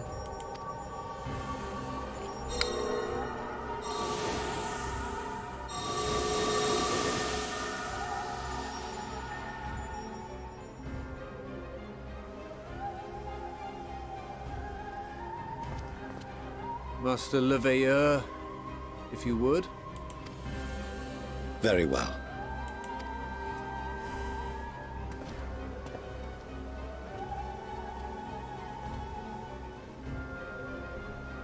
"270 years ago, our forebears began an expedition in the Dravanian hinterlands, in search of a route to access the ethereal sea. This much is public knowledge. Their findings, however, would become the Forum's most closely guarded secret. What those researchers discovered in the hinterlands was not a passage unto the ethereal sea, but the very heart of our star, and Hydaelyn herself.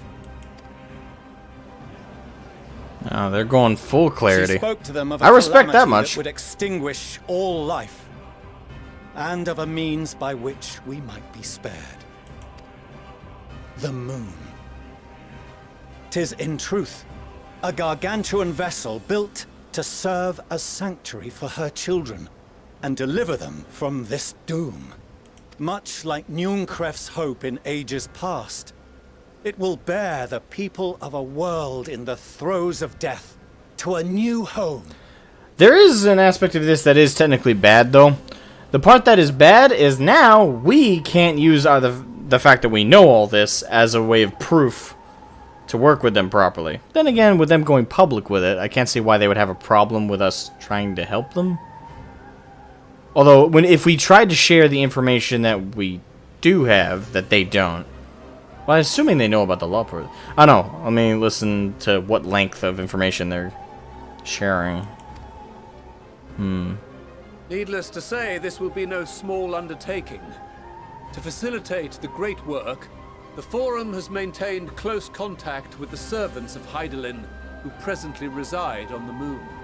Convinced that the foretold end was all but inevitable, we began amassing a wealth of knowledge, not merely for the betterment of our nation, but in preparation for the journey to come. You reveal this to us now? By the gods, how long do we have? Not very long. While we cannot say with certainty, we believe the hour to be nigh. We received a transmission from the moon suggesting as much not long ago. Which is why we must in earnest begin preparations for the great exodus. For his impressive contributions, and the leadership he demonstrated during our withdrawal from Dravania, we have elected Master Leveilleur to oversee this initiative.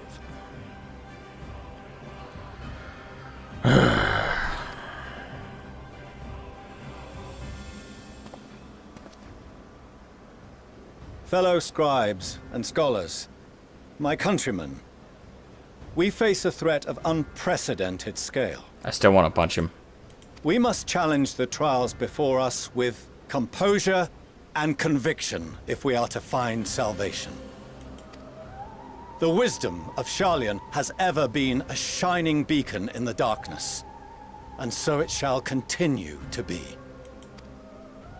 It is our solemn charge to see our heritage preserved for future generations. For those who will come after, we will brave a new frontier.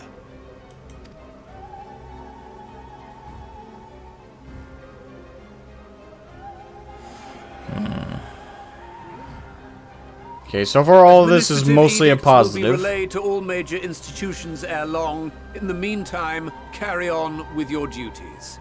With that, I hereby call this assembly to a close. I'm not sure what the ominous music is for, though. Like, I'm waiting for, like, some kind of ball to drop here.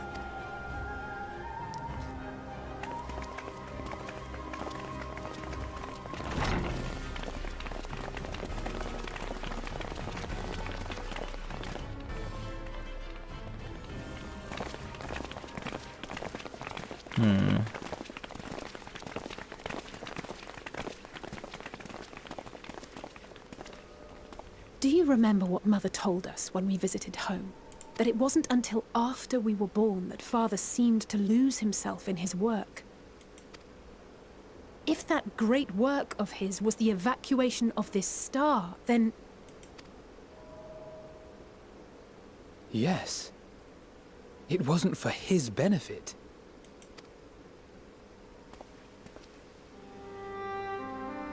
Would you mind waiting here a moment? I wish to speak with Father before we leave. I'm sorry, is that their big explanation of why he disowned them? I hope the explanations gets better for that. Like, I got lost in my work because I want to save my children. Okay, admirable. Great fatherly instincts. I disown my children. Not so great. Why? I would love for... This is not a good explanation for that. Not even remotely. Keep it civil. Nah, I ain't telling him to keep it civil. Cuss him out, please. Thank you. I shan't be long.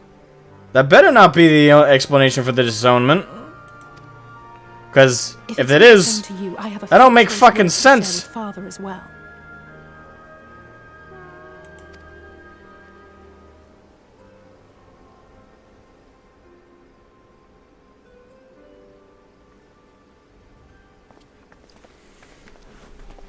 I'm really hoping for a better explanation than that.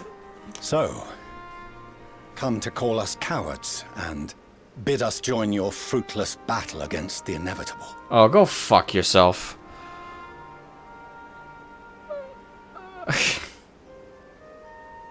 Oh, God. I don't want to go on a rant, but I really want to at the same time. Where to begin? Where to begin?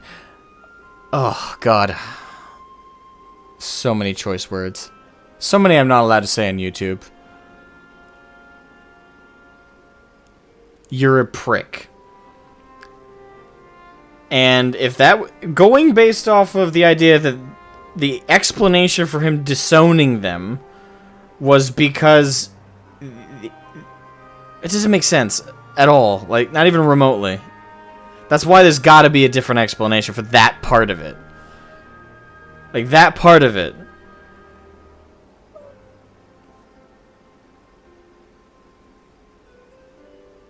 It's just so, like... It's just such a shitty explanation for that part of it. There's gotta be more. There's gotta be more, so... But going based off that just now, that whole passive-aggressive statement... good God, even that's got such a rant connected to it. Where do you get off, you fucking asshole? Okay? Are you insulted that your kids were working towards a different cause that they saw as noble while you worked for a cause that you saw as being more noble and for their sake? Therefore, you're insulted that they were working against you? Well, not even really against you. They were working towards something else, something different from your perspective. And that was mainly because they didn't know what you fucking knew. Now, yes, there's that explanation of he wasn't allowed to tell them. He was under an enchantment. But that gives him no right to be sanctimonious, overbearing, and fucking disown them. He has no right to be angry with them whatsoever. They lacked information. That justifies nothing. When someone doesn't know something and you can't explain it to them, you don't treat them like shit when then they lash out. That's not how that works. If you're incapable, and in his case under enchantment-wise, can't explain it, then all you can do is feel pity. Yeah, I could see getting frustrated, but disownment's a fucking step and a half way too far with being frustrated. But you have no standing to be passive-aggressive at all. Like, where do you get off being passive-aggressive? You should feel bad that you couldn't explain it to them. There should be regret there. There should be some self-introspection about, I was frustrated, I lashed out, but it was for their sake, and now that they know, we can actually progress forward on even footing of information, instead of one party being ignorant of all the details. There's just nothing with this guy that I love. He's just, oh, God. I'm sorry. If I keep going, I'm gonna... The rant, I'm gonna avoid it. I'm gonna be on an hour-long rant, and I don't got the time. I don't got the time. Nay, we do not object to the Forum's proposal. On the contrary, those who wish to flee have every right to do so. Urianger is cooperating with your associates on the moon to ensure that all is ready should evacuation be our only recourse. Then whatever your business, I suggest you be brief. Though we cannot boast the boundless wisdom of Sharlayan, we have first-hand knowledge of foreign cultures, and have conversed with no small number of peoples.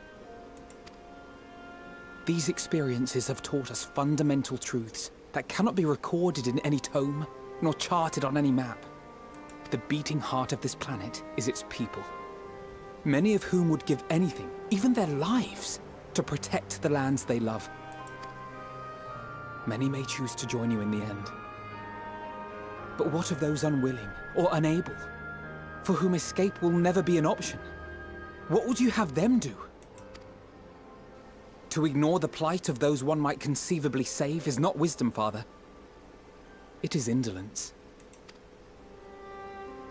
This is why we choose to fight. We'll not ask for your understanding, Father. Only that you don't turn a blind eye to the good we have done. He's done a pretty effective job of turning a blind eye to all you guys have been through. He's done a very effective job at completely ignoring your accomplishments. Arrogance will do that to you.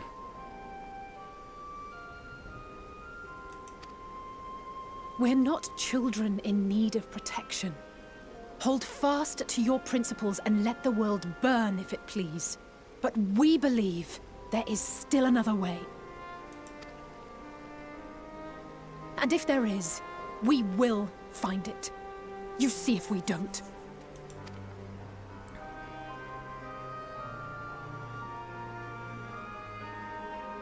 Do as you will. Just stay out of our way. I fucking hate you.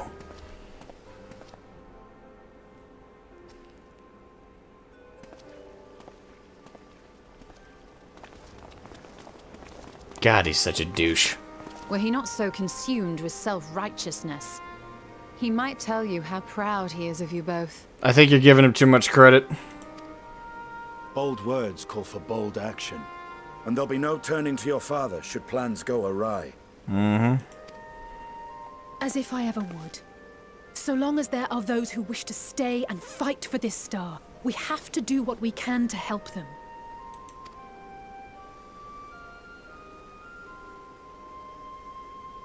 And if we're to do that, we'll need to be well rested. Wouldn't you agree? And having triumphed over what we once thought to be the source of all evil, I can think of no one in greater need of at least a dozen winks. At least. Shall we then? To the Annex. To prepare for tomorrow.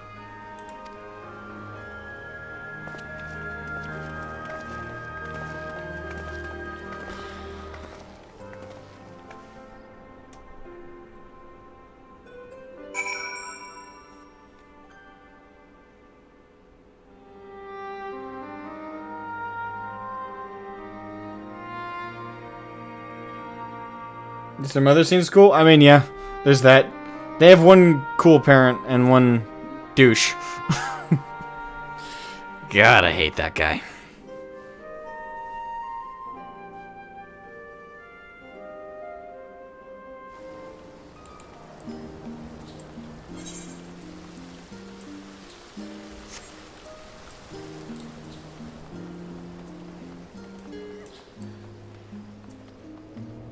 I'm still waiting for the explanation of disownment.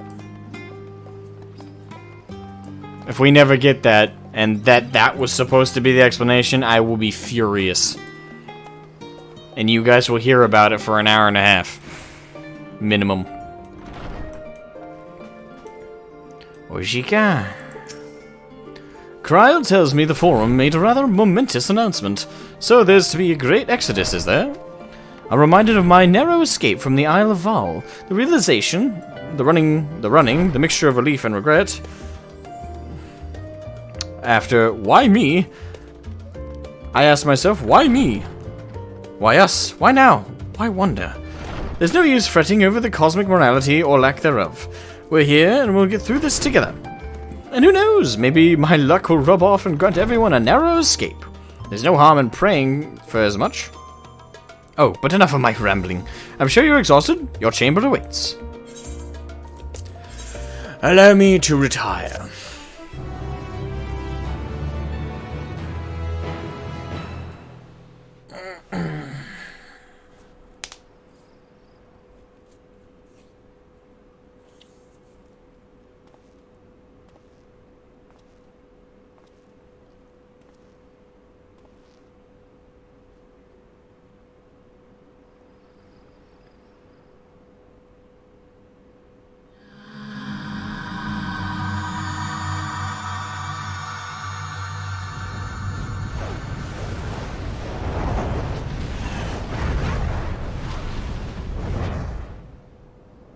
Yeah, it looks like the apocalypse, alright.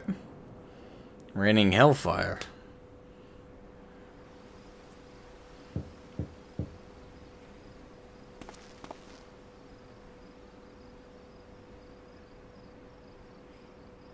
A visitor has come knocking at your door. Whoever could it be? Alphino, Elise, Thancred, Ishura, Graha, Estinian.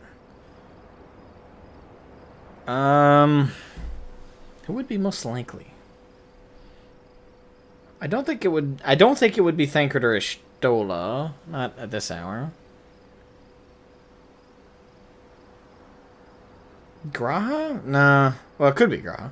I highly doubt it's Estinian. So it's really down to Graha, Alphino, and Elise.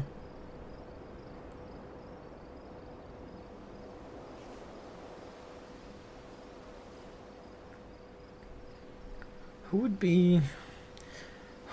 be, I don't think it's Graha. Well, part of me does, but at the same time, it's kind of bold. So, it's really down to Alphino and Elise, I think.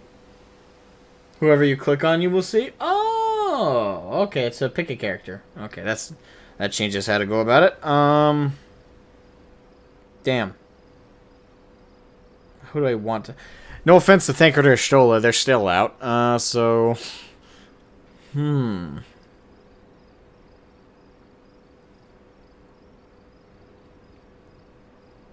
do I want to talk to? I like Alphino, I like Elise, but... kind of want to talk to Estinian. He's got the same kind of perspective I do. He's very... stern and serious. And delivers things in a very blunt perspective, which I kind of need right now. So, bring in the big guy. Bring in my best dragoon buddy. Zephyrin, welcome to the stream. Are we doing well tonight? Why, hello, good sir. You're alone. Good. You need to buy me dinner first, good sir.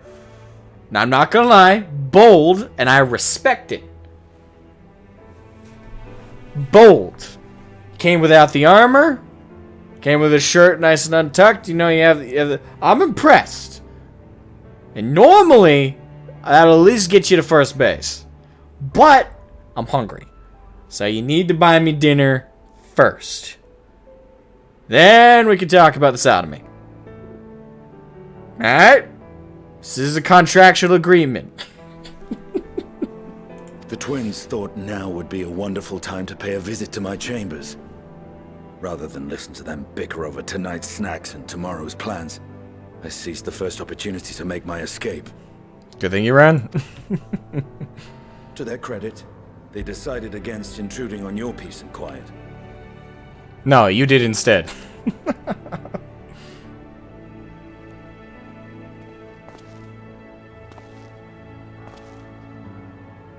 Can all be a bit exhausting at times, can't it?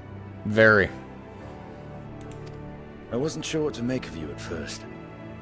During the Dragon Song War, how quick you were to take up a cause not your own. But I came to see that is simply the way of you and yours. I will not pretend to understand this talk of ancient primals and the final days. But I trust in your judgment and choose to believe in your cause. You and Alphino have my lance, now and always. You'll need it. Rack and ruin looming on the horizon. Calamity bearing down upon us. There's no place I'd rather be than here. Standing shoulder to shoulder with friends on the front line. So do not hesitate to send me against your enemies. I'll make them rue the day they met me. Estinian's a bro. He's awesome. Now, if you'll excuse me, I could do with a little air. If Alphino asks, I was never here. You got it. He's gonna jump out the window. Huzzah!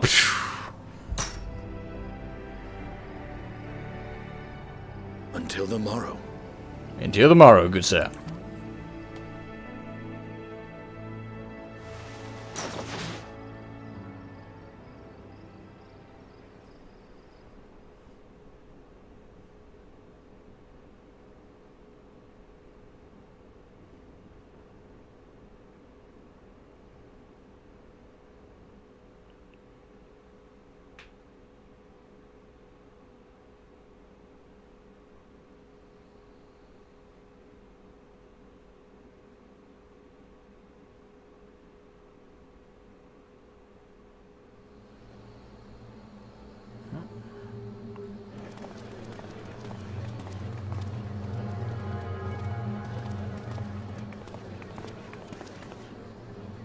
Thank the gods that tower is gone. The sight of it was enough to make me sick. Uh-oh. Thank the Ilsebar contingent, more like. Word is, they fought their way into Garlemald and toppled the bloody thing themselves. Not just the one, neither. All the towers have up and vanished. Aye, I heard the same. Commander Aldin and his troops helped keep casualties to a minimum, too.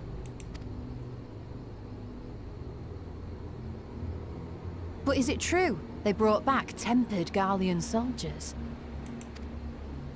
As Commander Aldin tells it, they've a treatment for that now.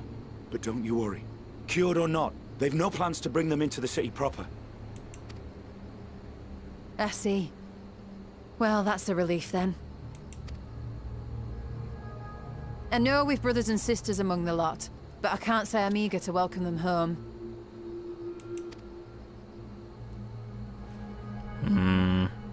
Wanted to think about it for a while yet. They're to be looked after in Alagana for the time being.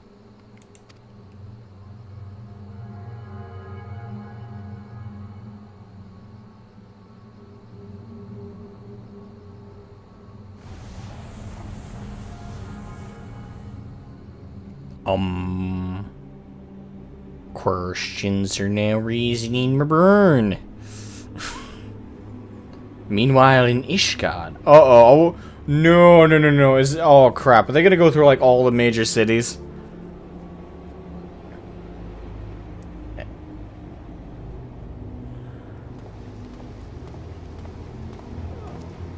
Oh, crap. My entire body is as stiff as this is the most thick. Oh, no. Another day, another commission of paramount I importance. saw that in the background. Sid, get her somewhere safe. Take her inside. Shit. Huh. I am tense as fuck right now. Well, what have we here?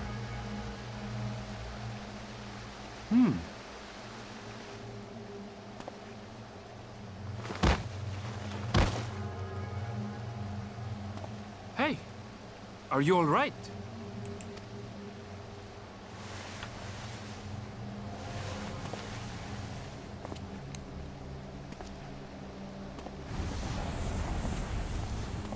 Oh. No. The shadows play tricks, nothing more. If I were you, Aaron, I would still fucking run. Oh, shit. Ah, crap. The towers are gone, and the Garlean threat is abated. And yet, Oh. feel as though it's about to get much, much worse. I know why I feel that right now. Holy shit. They have, like... Is the part of, like, that the ether being corrupted causing there to be essentially...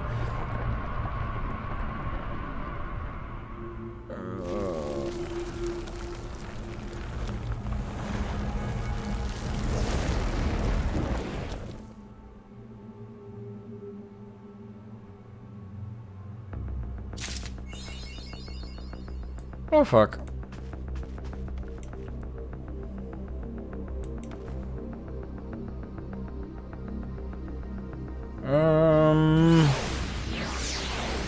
Okay.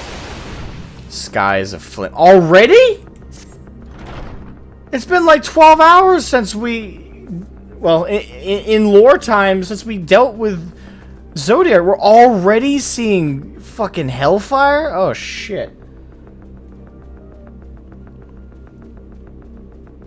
Oh, shit. I was just about to call for you.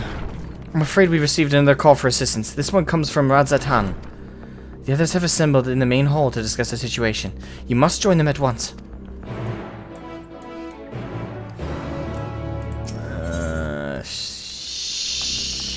Shit. Great. Okay. Hold on. Hold on. I wanna just fix my glamour because I really hate the colors on me right now.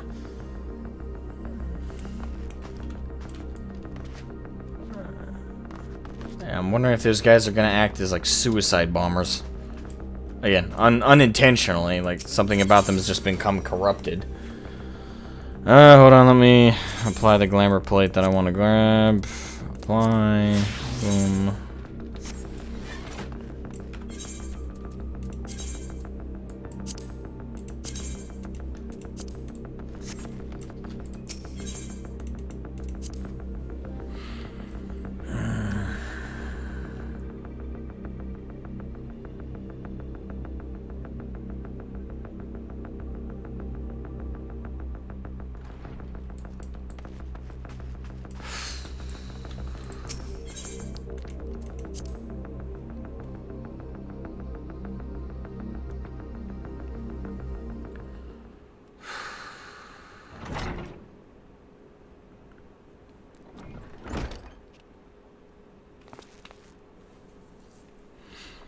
Ah, there you are.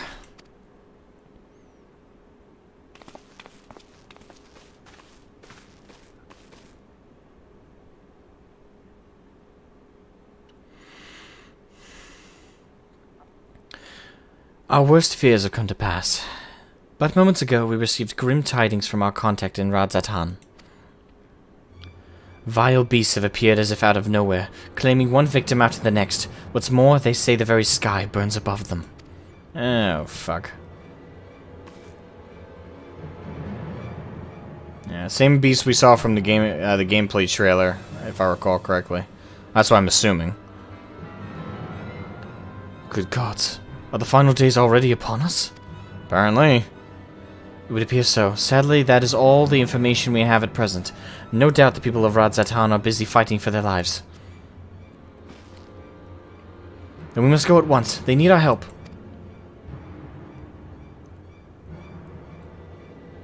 Agreed. Krile, you'd best remain here with Tataru and gather what knowledge you can. You are in no condition for a long journey, I imagine.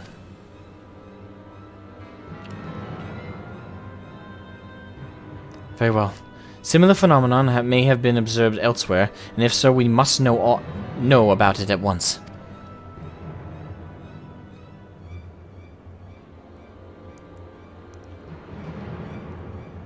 Be safe out there, yes? Let us make first for Yedlamad. We must prepare ourselves for what may lie ahead.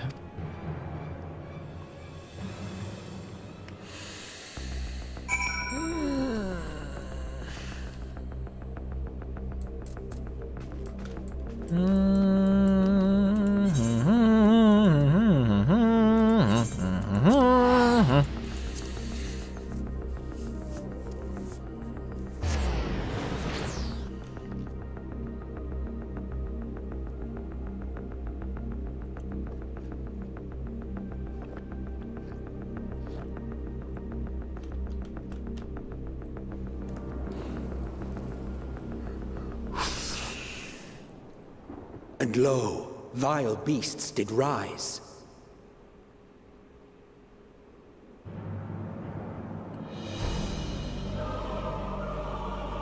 Yeah, I'd call that a doomsday image right there.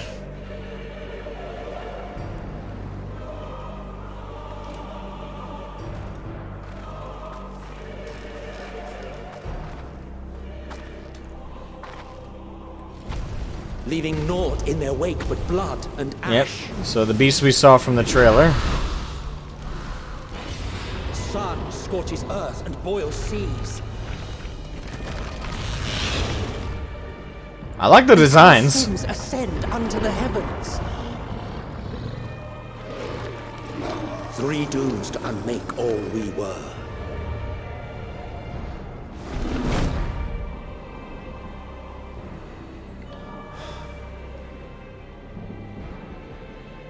Alright. The sky burns. The final days are truly upon us. And that was fast. My friends, I trust you have heard the news. We have. What can you tell us of the situation, Your Excellency?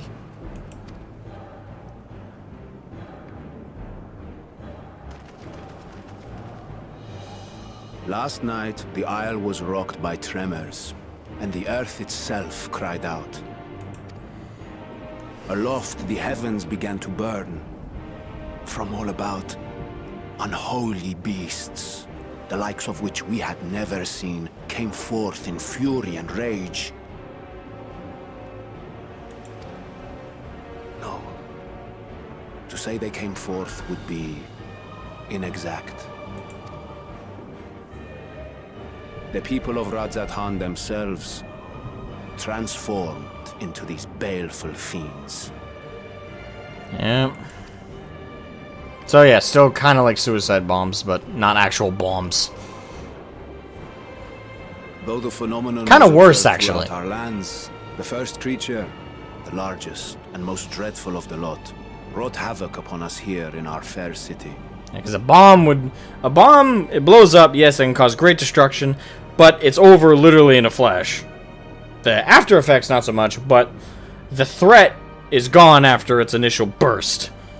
These things are lingering around killing people actively. And they're not limited to eliminate, so it's a little worse than a suicide bomb. Though they bear superficial resemblance to divinities of legend, they are ungodly abominations. The people decry them as blasphemies. The large one's rampage has since taken it to the northern reaches of the island. I mean to dispatch our radiant host in an attempt to quell the threat. And what of Vritra? Vritra too makes for the north of his own accord, and yet he knows the blasphemy and its minions were but yesterday his beloved people. I pray his boundless compassion and mercy does not deter him from taking unenviable but necessary action.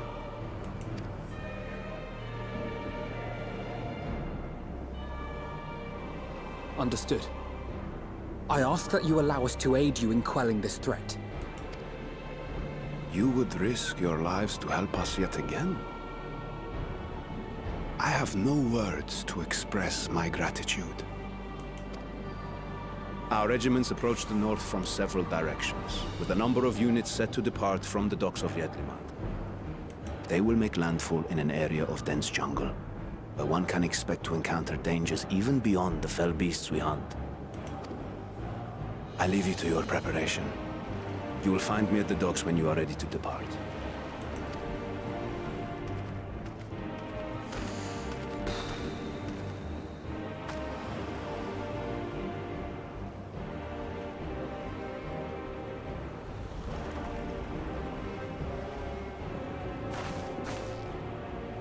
We're as prepared as we'll ever be. Let's go. I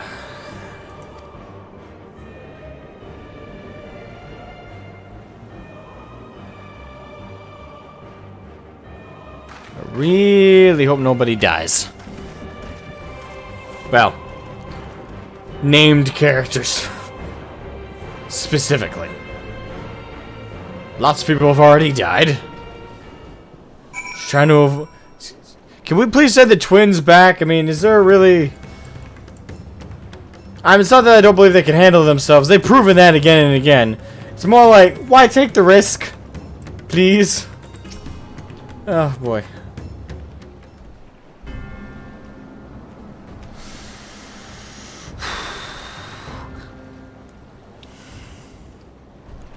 Everyone has assembled, yes? And thank you for lending us your aid in our battle against the blasphemy.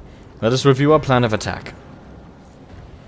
I would have you board this boat and circle around to the north of the island. There you will find a dense jungle we call Vanaspati. It is a sacred wood, home to many temples and a number of villages. Vitra and the Radiant Host have gone there ahead of us. I ask that you join them. Do all in your power to destroy the blasphemy.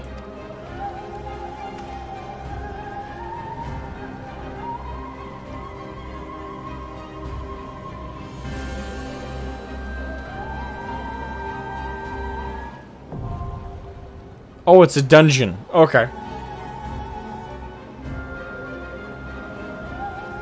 You're only here till after the dungeon? Alright. I can understand that. Speaking of, though, does anyone want to join me who's on Marlborough or the Crystal Data Center? Let me know. No shit. Didn't mean to jump in the water. And to jump on the boxes.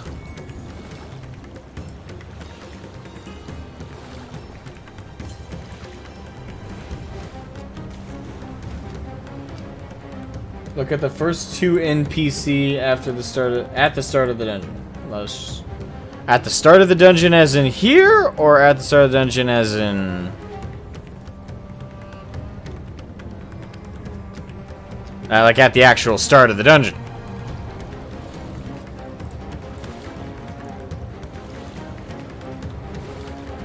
And when you say look, you mean just glance at them, or what do you mean?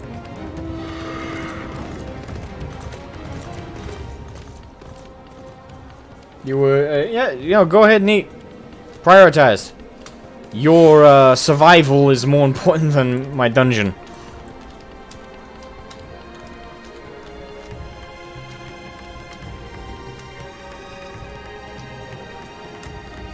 In the dungeon, okay.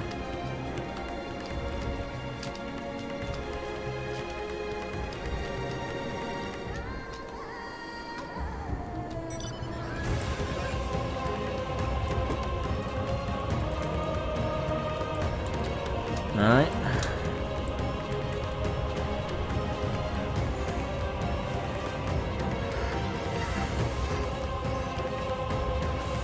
Yeah.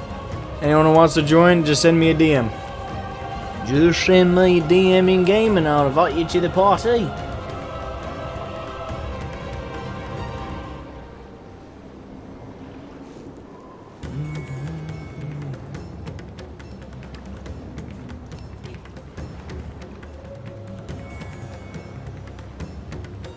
You kind of hate this dungeon? Oh, okay. Because it's difficult, or because it's annoying, or both?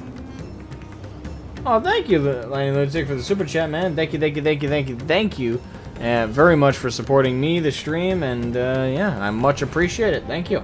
Blast the like button with a Fluttershy hit. I appreciate it. And you're upset, so no can do. That's fine. I guess I'm just gonna... for the cause. Just gonna solo queue then, I suppose. It's okay. I mean, I'm not an Asmongold, so... I'm not gonna get the same response when I say, hey, anyone wanna do a dungeon? No.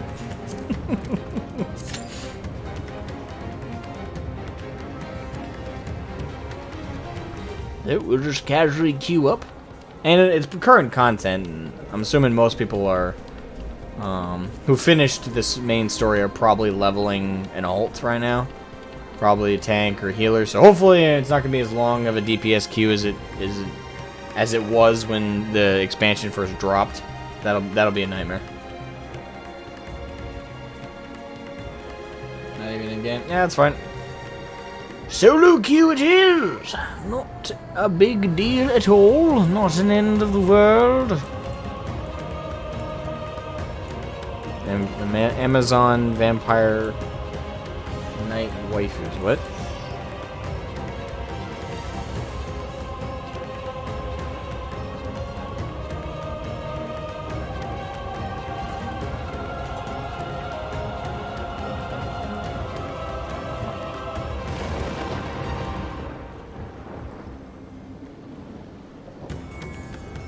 Hey, Adamantium Pizza, welcome to the stream.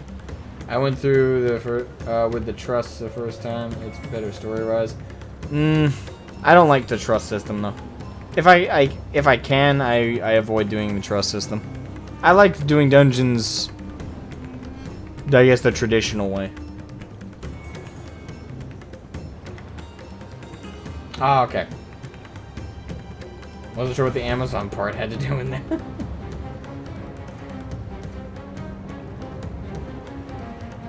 But I appreciate the support for Warglaive.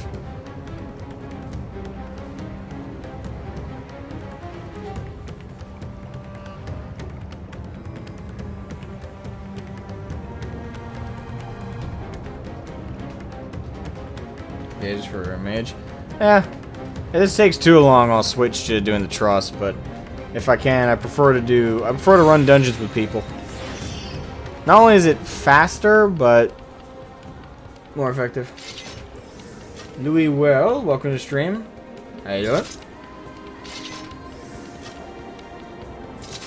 The trusts are fairly good now since the upgrade, actually. I'm sure they are, but it's just I prefer it significantly. I significantly prefer playing with other folks. Just more fun that way.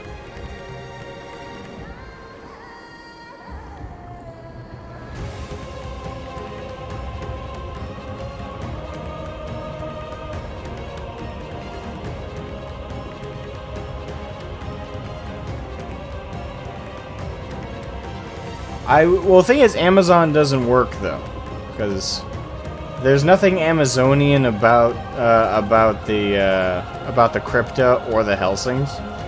And Amazonians are basically tribal women in the forest, so it just doesn't work. If you're using Amazon in the sense of a tough woman, I don't see them as synonyms. Like, you could be a badass woman and not be Amazonian-esque. There it is. There we go. Let's get it going.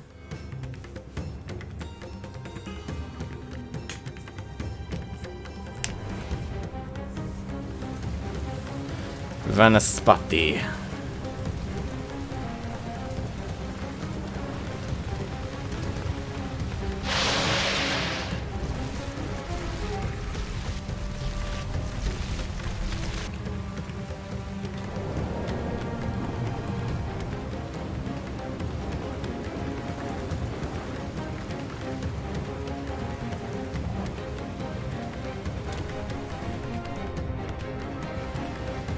Alright.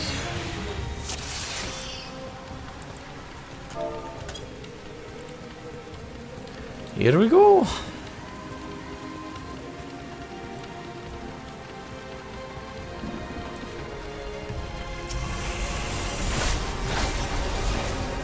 My friends, heed me.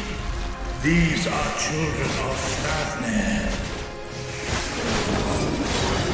Forgive me. I could do them no harm. Nah, it's understandable, Vitra. We get you.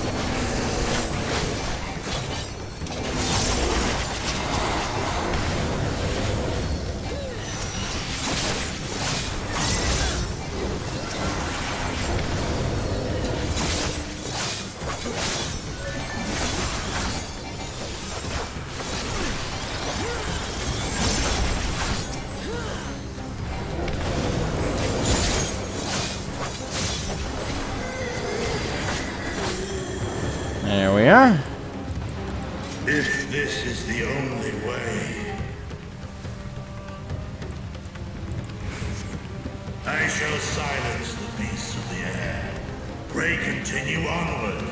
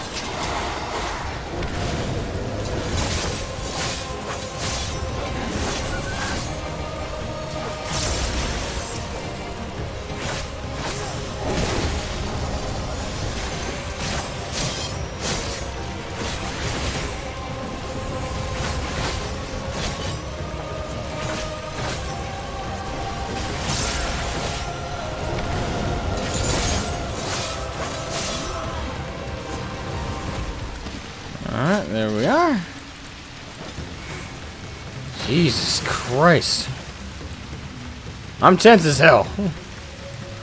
The dungeon I'm trying to keep track of, like, you know, I'm keeping up with everybody, but all I'm thinking in the back of my head as I do this is, holy fuck, what's on the other end? You know, what's the other end of the rainbow look like on this one? You can call it a rainbow.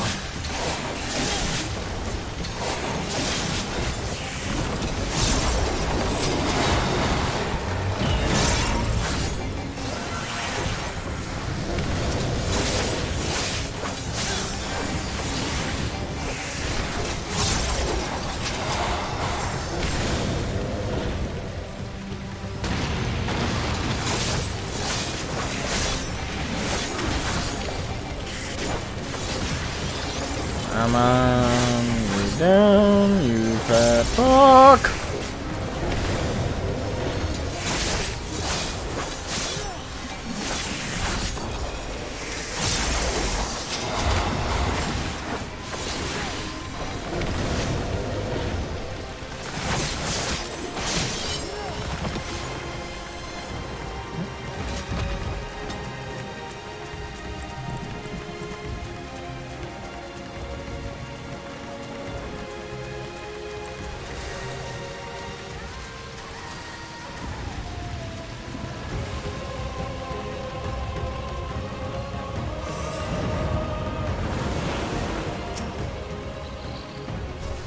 Oh boy. First boss, Terminus Snatcher. Yeah, great.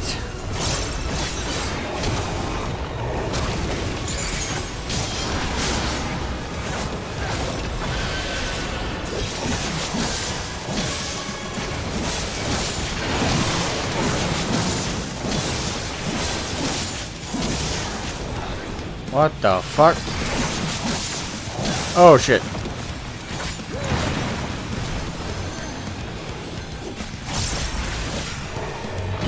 Okay, I think I see how that one works. The mouse that are moving are gonna have the AoE. I have to double check that. Oh boy. I always love going into these blinds.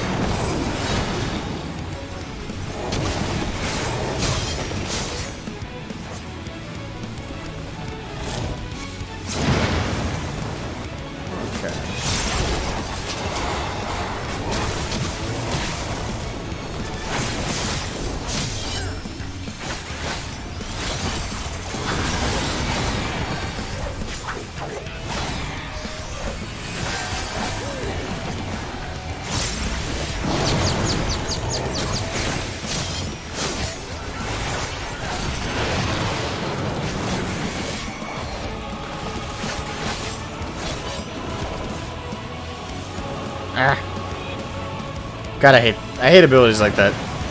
Fuck with my movement.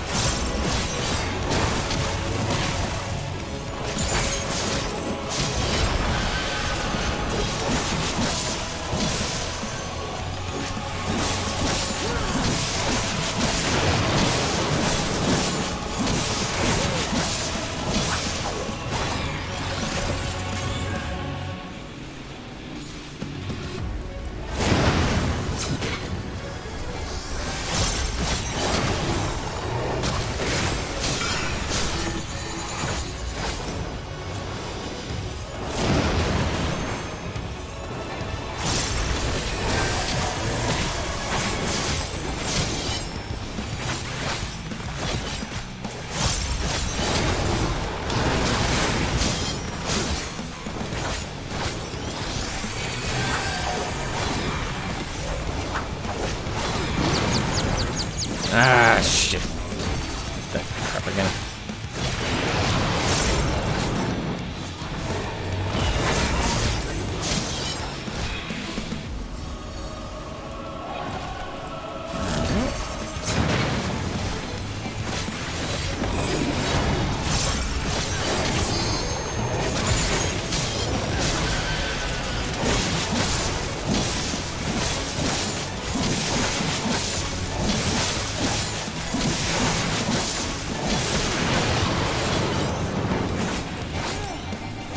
We almost got it, we almost got it. There we go. And nothing for me, so greed. Oh, that went pretty. That went alright. Now for the other two bosses that are no doubt in this dungeon. Just double checking the loot table. I'm on guard, I'm tense as hell. What more do you want from me?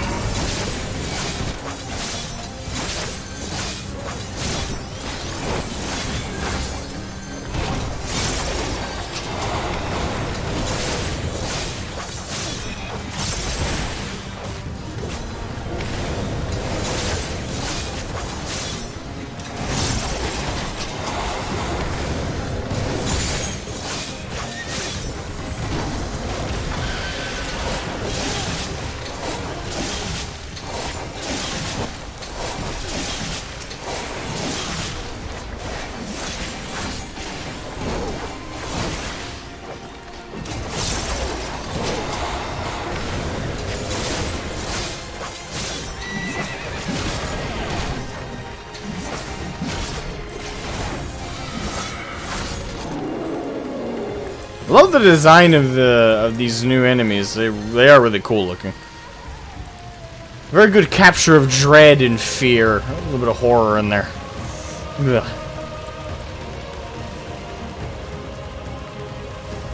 Oh no.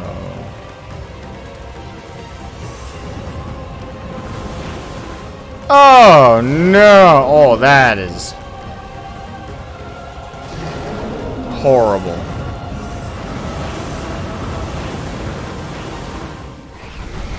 Oh, and all it takes for them to become like that is lose hope. Like give in to despair. That's all it takes.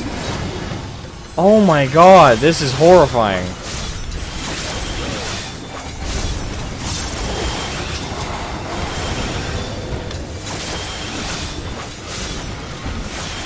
Let me go. I always.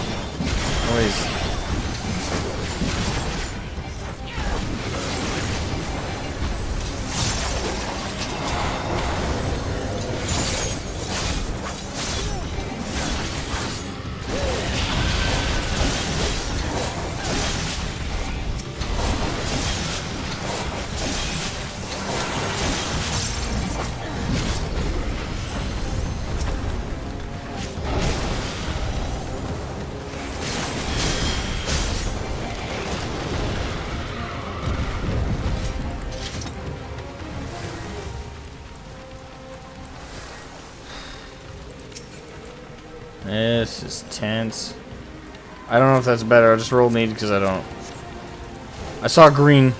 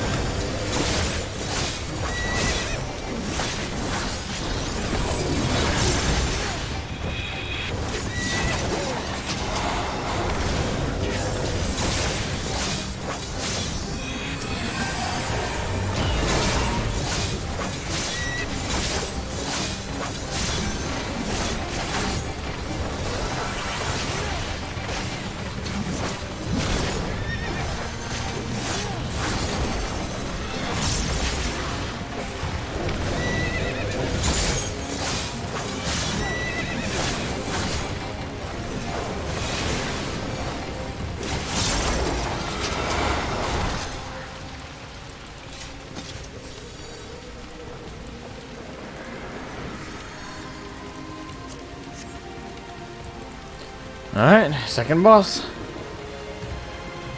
Hey, Kitora Hiro, welcome to the stream. How you doing?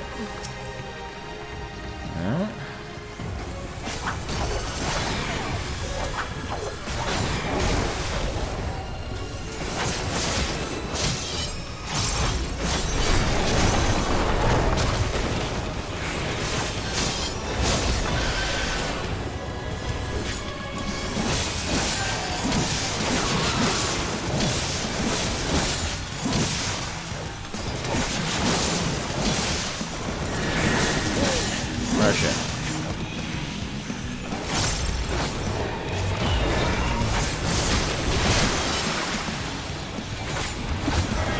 Ah, fuck.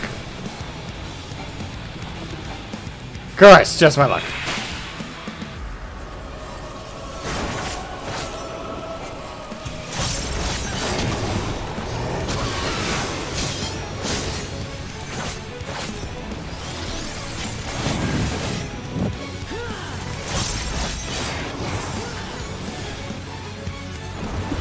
Wait, hold on.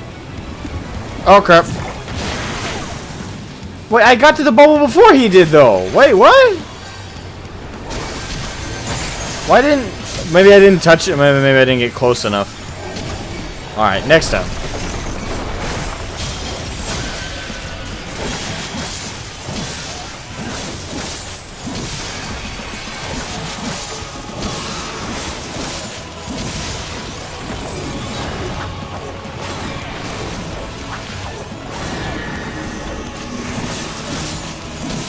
So, make sure I'm aimed the right spot.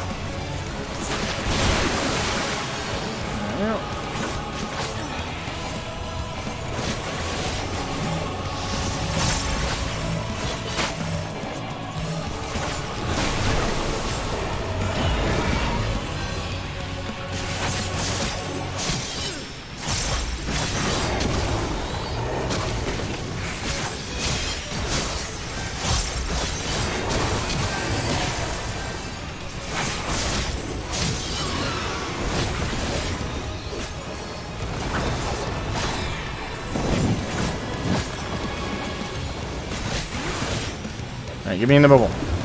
There we go. I had to freaking just grind on it to get put inside of it. There we go. Alright, so that's the combo I gotta keep in mind. Note to self when I spam this with my ults.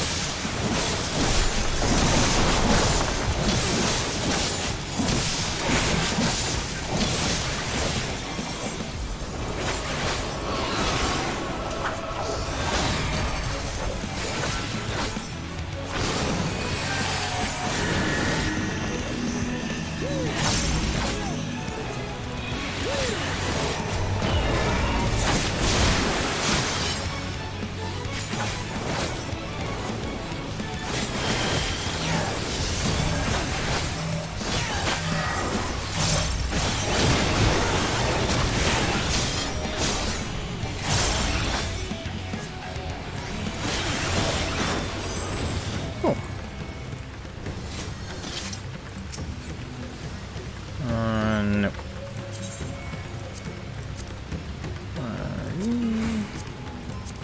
Nope.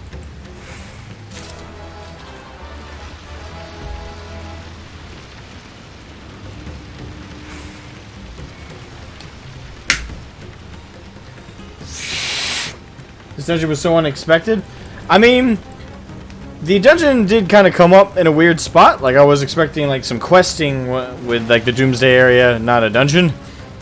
But nowhere near as surprising as the trial with Zodiac. Like, by comparison, there is no comparison.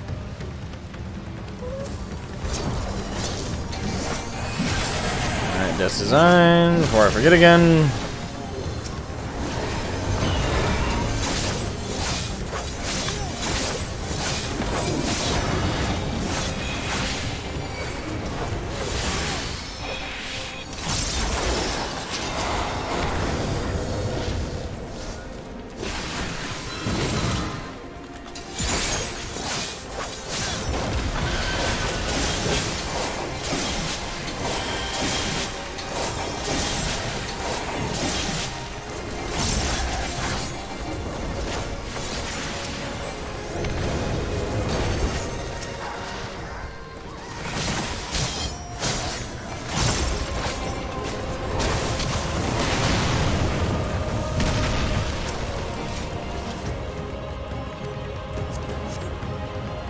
Ah, okay. Are you liking Reaper? I mean, Reaper, I like Reaper a lot. Reaper's probably my main DPS, is my main DPS at the moment. I don't know if it's my overall main yet, still a debate. I really liked playing Dark Knight, so it's just a matter of questioning. Thank God in this game I don't really have to make a choice between the two. But, yeah, I enjoy Reaper a lot. The playstyle really fits with me, the aesthetic is a big draw. I really like it. I would say it's my favorite class outside of Dark Knight, so it's either my second favorite or favorite class. It's up there.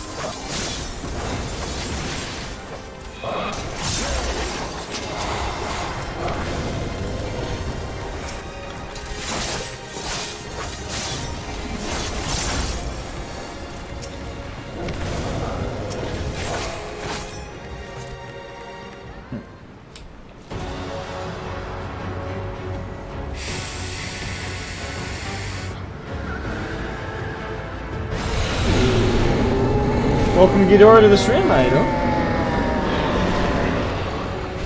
Alright, final boss of the dungeon. Oh. Well, that's convenient. Blasphemy Svarbano. Svarbano?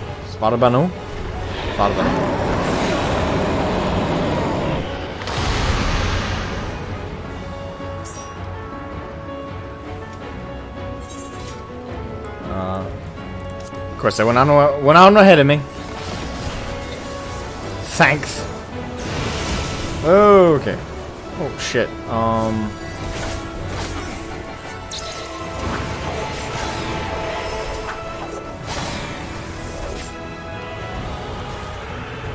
Crap. Yeah, I think I was on the. Yeah, I was on the wrong. I jumped in the middle of that chaos. That threw me off pretty hard.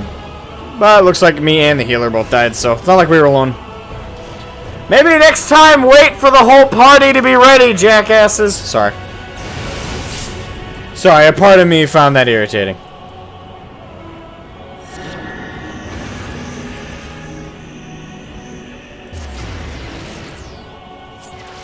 Good thing they can't hear me. I don't really mean to call them jackasses. It's just... I haven't really had that problem since Heaven's Ward, of someone just running on ahead and starting out while, and you know, not waiting patiently for the sprouts to get to the story. But that's okay. I only find it a little irritating.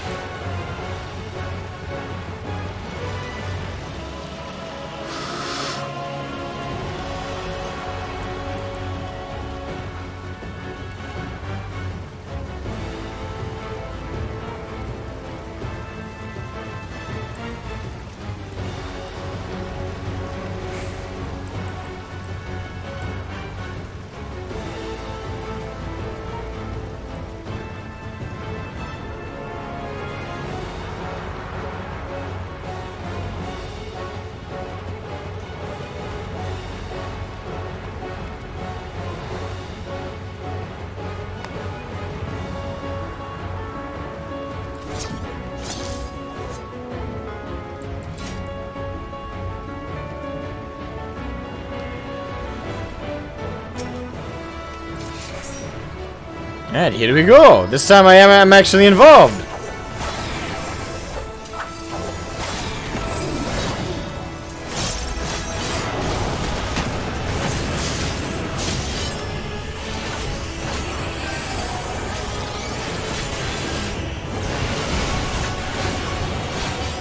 Alright, so I want to be on here. Because it's a pink circle, so... There we go.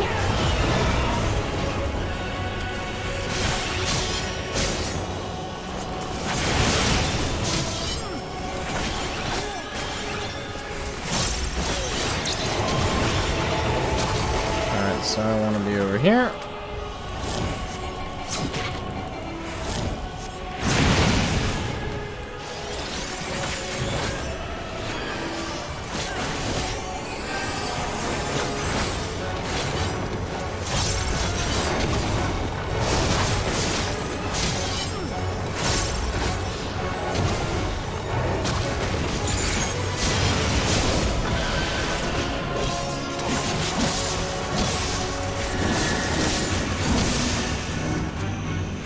Okay, I'm going this way.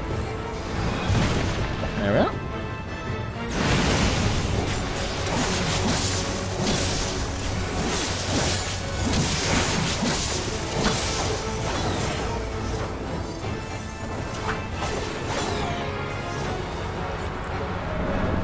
Alright, what's it doing?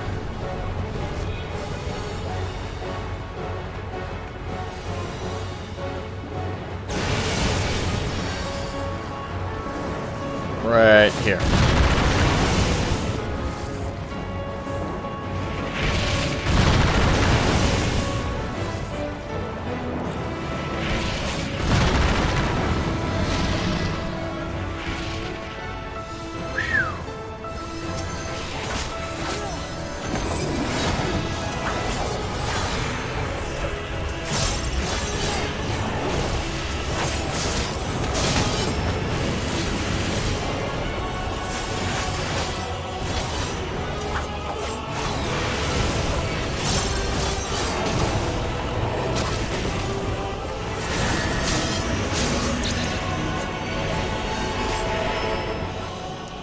Oh, crap.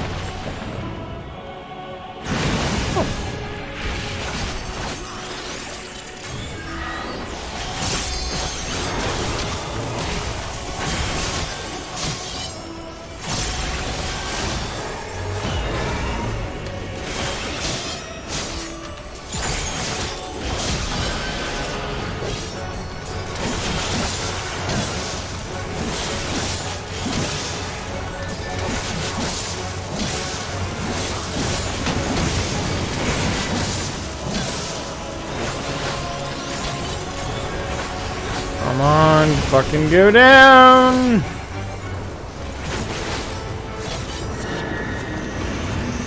Alright, I wanna be launched this way. Alright, don't overlap. We already got another list of other issues that don't need overlap damage.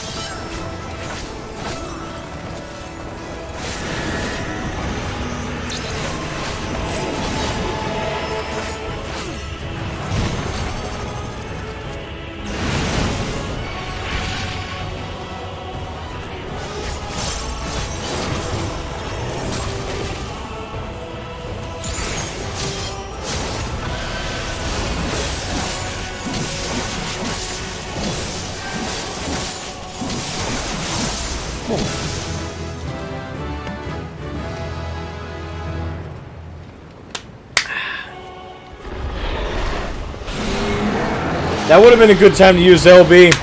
Unfortunately, I was in the rhythm. Which is, I'm doing my rotation. I'm doing my rotation, and I'm hyper-focusing on doing my rotation. So, this is why I've explained this before. This is why I don't like using the limit break. Not because I love the limit break. I love it when other people use it, though. Because they'll remember it to do it. I don't. By the time I remember to do it, we're one hit away from killing the guy anyway. Anyway. I really don't want to commend anyone in this party, because they all ran in without me while I was watching the cutscene. So I'm not going to. Have a good day.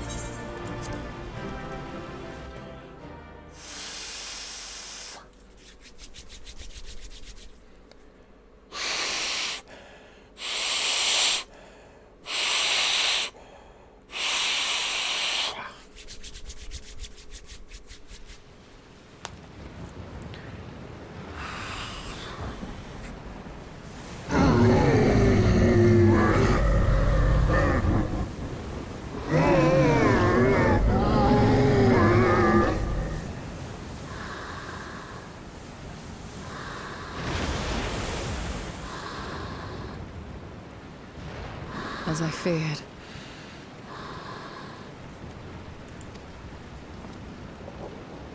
What is it? The beast was there, and now it is no more. Yes? Indeed. We saw it plain. But you didn't, did you? I saw nothing. Not the blasphemy that perished here, nor the other men turned beasts. And because of this, I now see all too well. There is no ether. Where the creatures should be, I saw naught but emptiness. Oh, shit. Emptiness? But that would mean... Recall the words of the Watcher. 'Twas a stagnancy of ether, a cessation of flow, leading to decay and absence, that led the ancients to conclude their star was dying. This is the same phenomenon. The instant these people are seized by the transformation, their ether begins to rot and crumble away like dried mud. Until, from their corporeal forms to their very souls, naught remains. So it's way worse than I thought. I thought it was just a corruption of ether.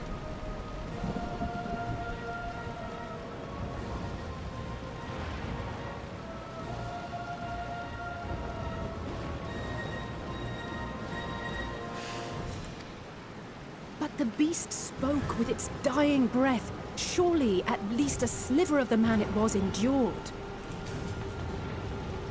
Mayhap so. But even if the process was incomplete, it was little more than a faint residue. Gods be good. You're saying they cannot be saved? Not by any means known to me. Yeah, because this isn't simple tempering. This is far more complicated. Or by any means at all, like as not. For there is naught left to save.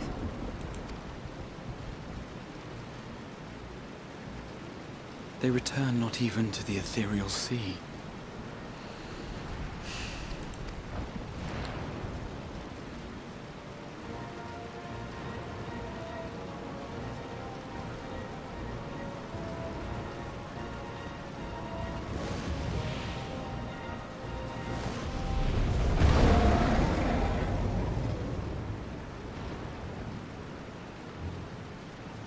The beasts rage on, their hunger insatiable.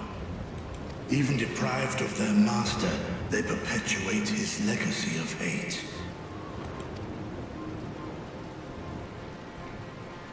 Once proud sons and daughters of Thavnir, all of them, and now I spill their blood.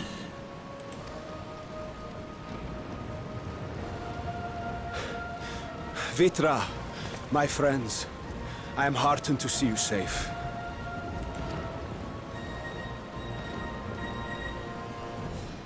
You put your secret at risk. Those closest to me already know the truth. A truth I must now share with one and all.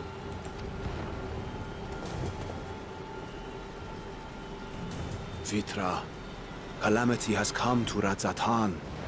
Our fair nation is rent by screams of pain and despair.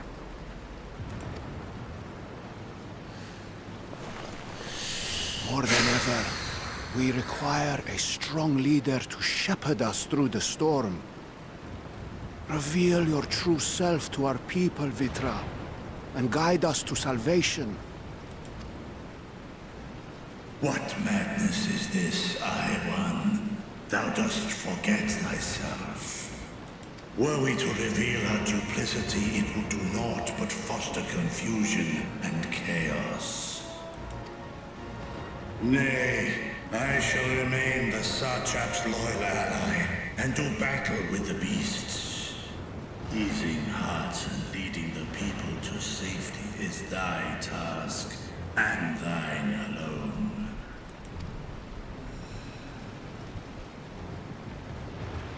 I ask that you remain at Ahewan's side, and render unto him what aid you may. I know not what lies ahead, but without you, Radzetan will not survive.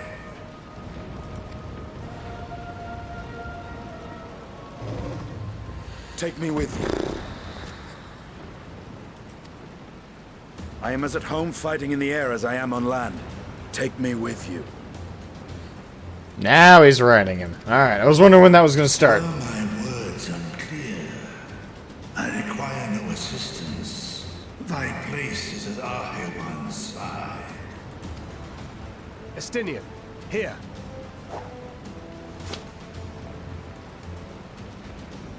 It's the last thing you ever wanted. A link pearl. We'd gain much from knowing your elevated perspective. And it'll keep you from getting lonely, which I know you loathe.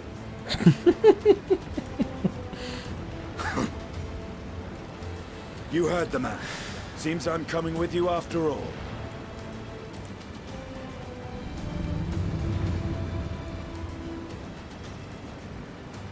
Then I pray thy grip is iron.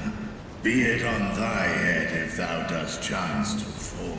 I mean, he's a dragoon. If he falls, he's just gonna do one of those dramatic jumps.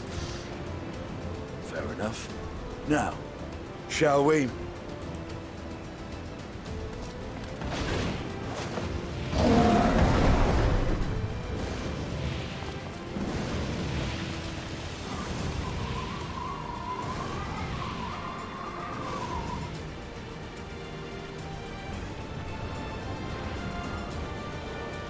I fear it is as Vitra says. We will not survive this on our own. While I am loath to impose upon you again.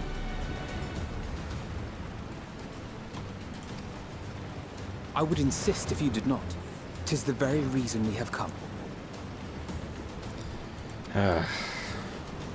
Then once more I find myself without words to thank you properly. Let us return to the capital and plan our next course of action.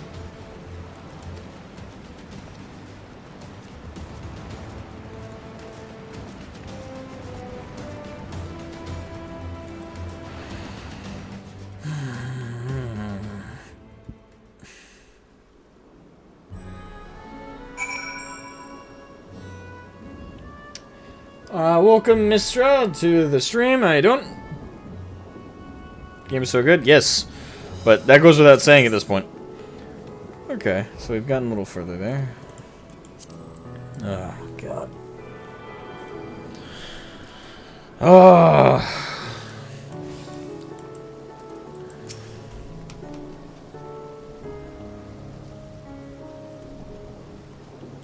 Our radiant host has eliminated the immediate threat to the city, though it pains me to know these beasts were once my own people. There is no telling when or where the next transformation might occur. We must remain vigilant and steel ourselves for whatever is yet to come. I don't really want Heal to die.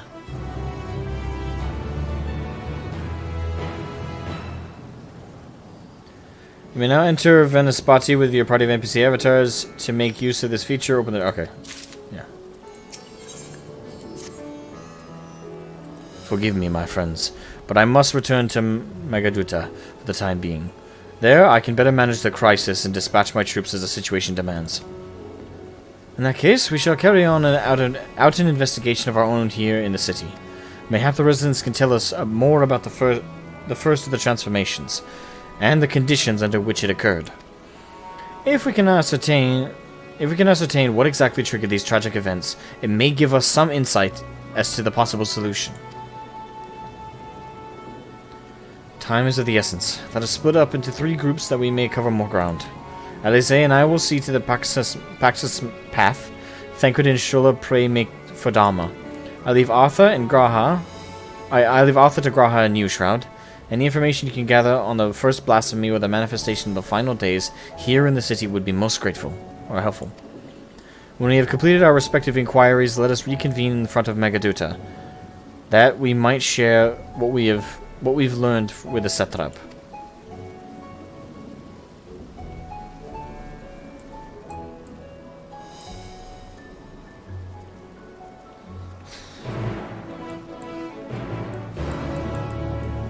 Oh boy.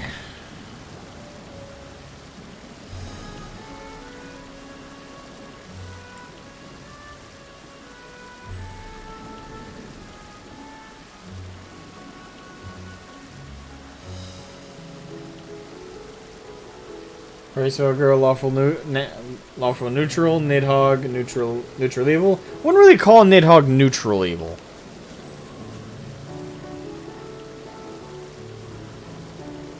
Neutral evil is passive. I mean, that's how they're kind of defined. He wasn't passive at all about his shit.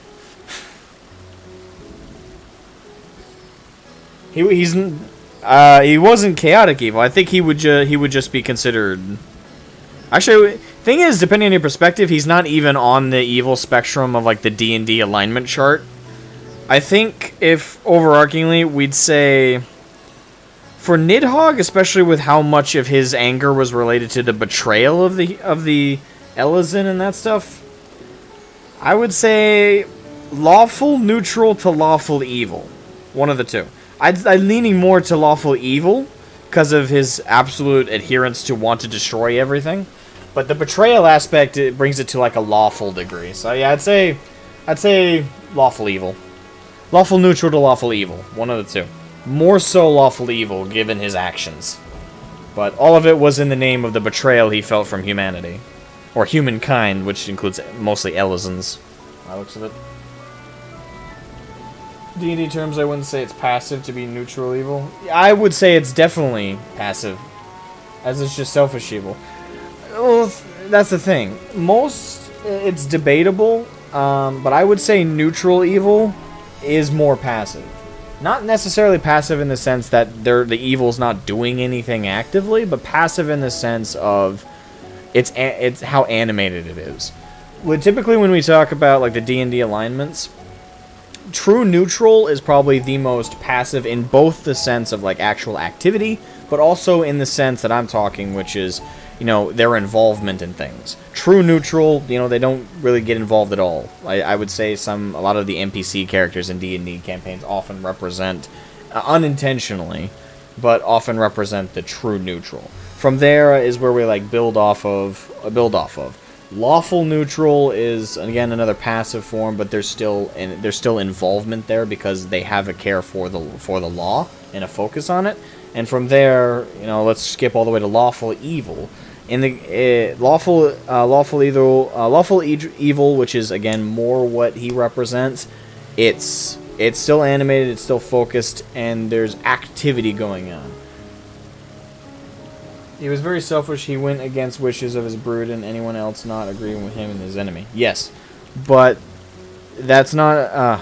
This is where it gets into a very extenuated debate.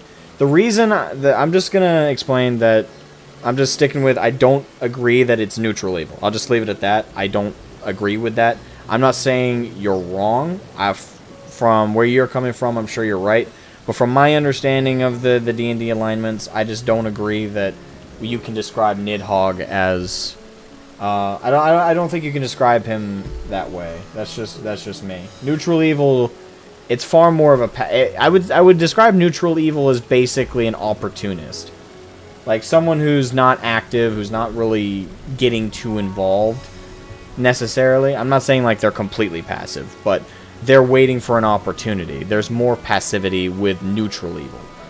everything outside, like, neutral is basically, if the neutral is involved, there's a level of passivity implied. So I just don't agree that he is lawful. Sorry, I don't agree that he's neutral evil.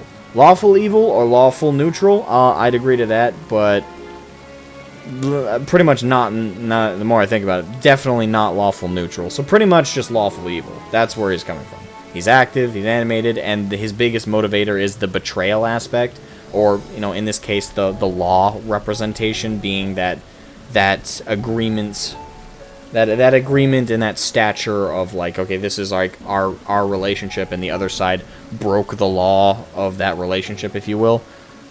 And yeah, part of it is selfishness, but I would definitely say that doesn't knock it off from being lawful evil.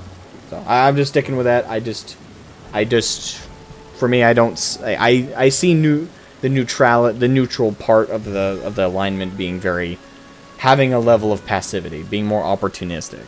So I don't know, Nidhogg was way too active for me to describe him that way. That's just me though.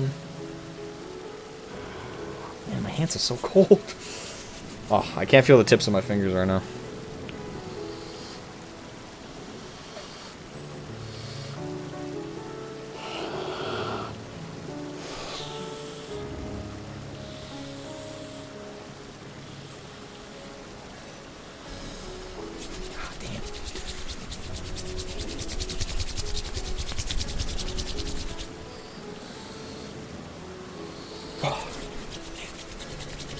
Sorry about that. Ah, gotta love the dead of winter around here. There's the feeling back. There we go.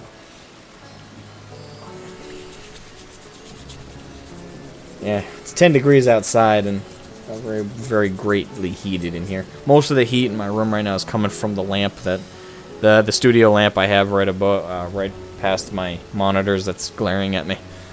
So my face is feeling very warm, but the rest of my body's, you know, pretty much from wherever the light's not, my studio light not hitting me, it's like kind of chilly.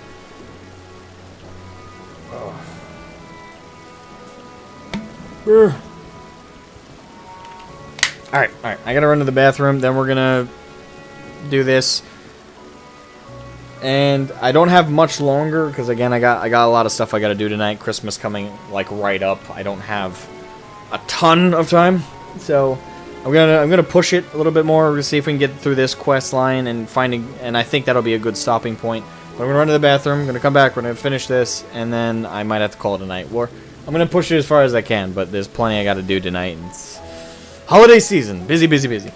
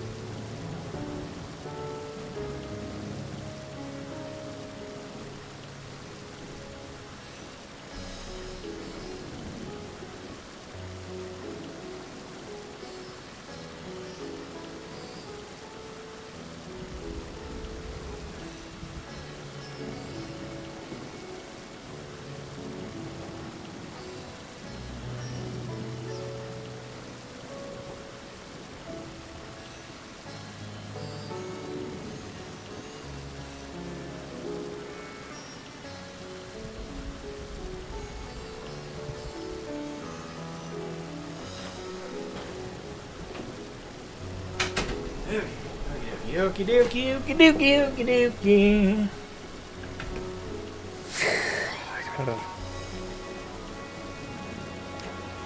Alright, here we go. Alright. Shall I be off then? Artha is home to the High Crucible of Alchemia, whose alchemists forged many of our warding scales. That seems as good a place as any to begin our investigation, don't you think? I spoke briefly with Nuadine, the chief alchemist there, on our last visit. He should be happy to answer our queries. Grahatia is now accompanying... Okay. Ooh, what then? Wait, can I now attune to this damn thing? I better be able to now. Allow me to attune, damn it! Name's Gaming Mittens. Nah, mittens make me... I've tried wearing mittens while, you know, playing the keyboard and everything. I just lose all... You have no grip when when you're wearing mittens. Fuck! Damn it. Still can't attune. One of these days, I'll be able to attune to that damn thing, I swear to God! You won't stop me.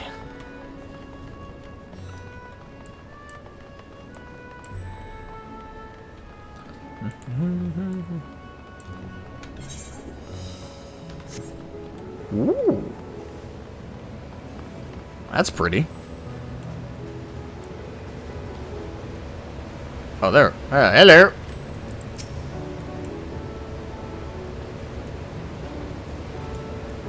I remember those red eyes. You were with those scions who commissioned the scales from us, yes? I welcome you back to the High Crucible. What brings you here in these troubling times? We are assisting the satrap in investigating the crisis that plagues the city. Did you happen to catch sight of any of the creatures? I did. As I was going about my work, I was disturbed by crashing footsteps so powerful that the very ground shook. I rushed outside and could not believe what I beheld. The night sky was burning. Suddenly I heard panicked screams coming from the direction of the Balshan Bazaar. In the next instant, a monstrous beast poked its head out from amidst the stalls. A handful of the Radiant rushed to the scene, only to be sent sprawling as the fiend and its minions propelled themselves skyward. So the blasphemy came from the vicinity of the markets. This knowledge may prove useful. I thank you for sharing your tale. Well, I do believe we now know where we should inquire next. To the bazaar, then? Indeed.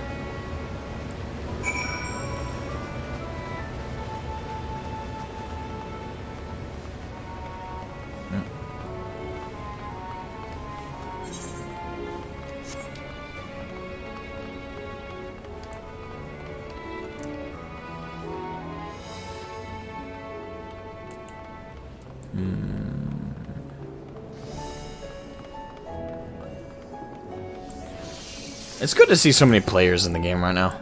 It is nice. So many people active and excited and enjoying their time. Ooh, hello.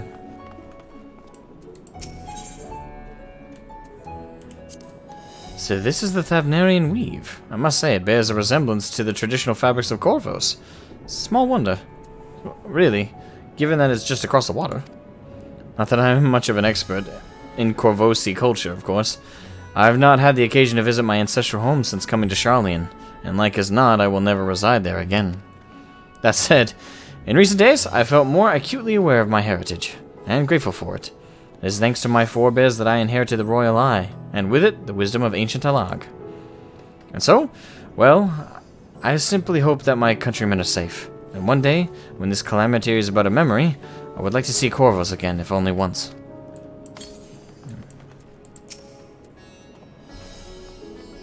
Forgive me, but my shop's closed until further notice. Needless to say, we've more pressing concerns these days. We have come not in search of wares, but information concerning the enormous fiend that tore through the bazaar. Did you perchance witness anything? Afraid not. My friend... I was here the whole time, so I only saw its little minions. Made a mess of the place, they did.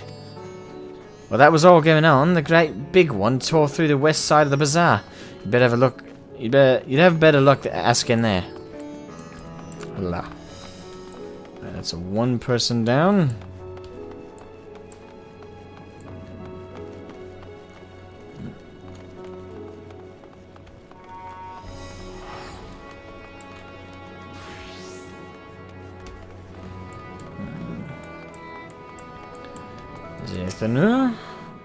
Is something the matter, traveler? If you are lost, perhaps I could be of assistance. Your offer is most appreciated. We are not lost, but we are in need of information. Might you know anything about the gargantuan beast that rampaged through the bazaar? I saw it all, though I wish I had not. I was going about my work when all of a sudden a piercing scream cut through the air. I turned around and there was the fiend, its massive body bursting through that entryway with the force of a tidal wave, and then it was gone as quickly as it came.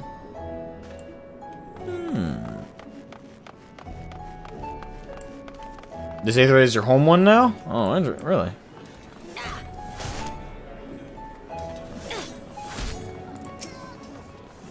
Sisters have mercy. What is happening to the world? What am I to do? Is nowhere safe. Settle down, friend. The danger has passed, at least for now. If it's not too painful to remember, could you tell us what you saw? First I heard the screams, then a horde of ravening beasts came charging towards us. One of them was huge, bigger than a merod, throwing people about like ragdolls, and it was eating them. I hid under the counter. I saw others do the same. But the shrieking and wailing kept getting louder. More voices in the throng. Beasts or victims, I couldn't tell. I knew not what was happening. I still don't. That is enough, my good man. You were brave to share with us your tale. Many of your fellow merchants are safe. The High Crucible, too, has survived mostly unscathed. Pray stay close to your friends and loved ones, and rest your body and mind while you are able.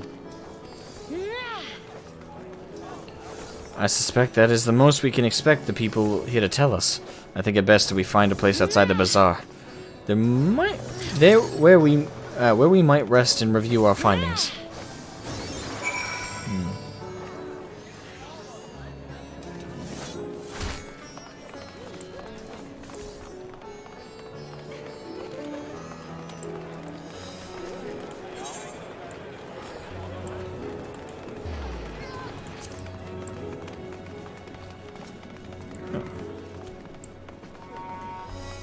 Suffering from success, you should be.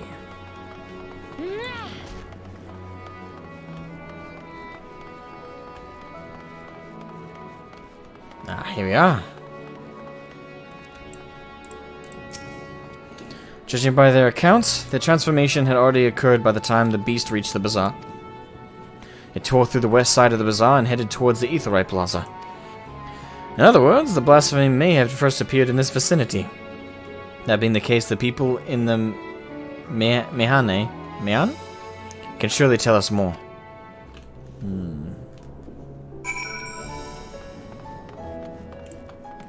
Just go and speak with them. Ooh. You guys still talking about you guys are still going about the D&D line and stuff. I thought I could blame you. Almost forgot I haven't attuned to that one. Yeah, I gotta attune to the comma as well. There we go. Fearful here. Going after that enormous beast, are you? Aye, I saw it. Including the very instant the poor bastard transformed. Damn the gods for putting me there. I started over there, by the window. A few men, merchants probably, talking and drinking. Conversation must have taken a turn for the worse. Next thing I know, their leader, I suppose he was, buries his head in his hands. Black mist was swirling about him. Then his whole body bursts apart, and there stands a hideous, slavering beast, massive and foul, all gaping maws and bulging eyes. His friends start shrieking. Then the black mist comes again until the change takes them too. Stuff of nightmares, I tell you. Nightmarish indeed. Incidentally, do you perchance know who these merchants were? No, I'm a decorator by trade. Not much cause to mingle with their sort. Saw Milil, the barmaid, chatting with them, though. She might know something. Alright.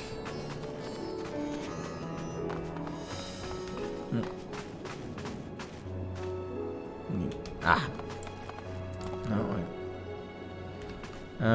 Okay. Even after repairing all that damage, it'll take a while for business to pick up again.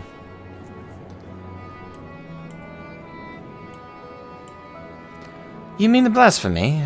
That's what the Radiant have been calling it, anyway. I saw it too. We all did.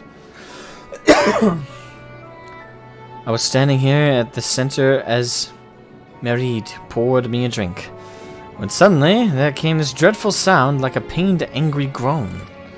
It was unlike anything I've ever heard. I turned around in shock, and from an ominous cloud of black mist rose the creature, enormous and ghastly to behold. As for what happened next, to recall it sent shivers up my spine. By some stroke of fortune, I was able to slip outside before the beast got its claws on me. But the sight of that greeted me offered no solace. The blue sky above turned red as blood. Marita, myself, and the other survivors clung to each other for dear life until the Radiant Host came to our aid. Wait, did I hear you correctly? The beast manifested before the sky began to burn. I'm certain of it. The windows here offer a clear view of the sky, and I saw nothing out of the ordinary until the beast appeared and began to rage.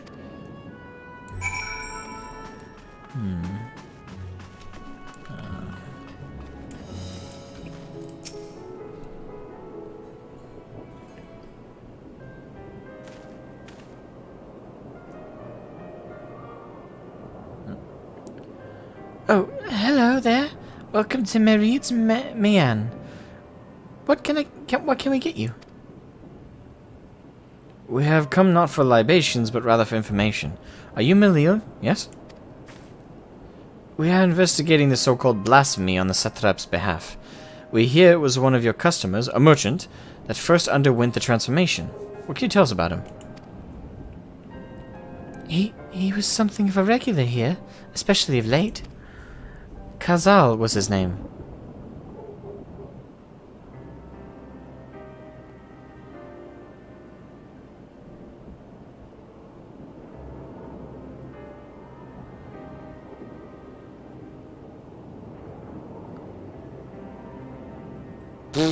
Okay. He ran his own consortium, dealing primarily in the exports of Thavnarian specialties.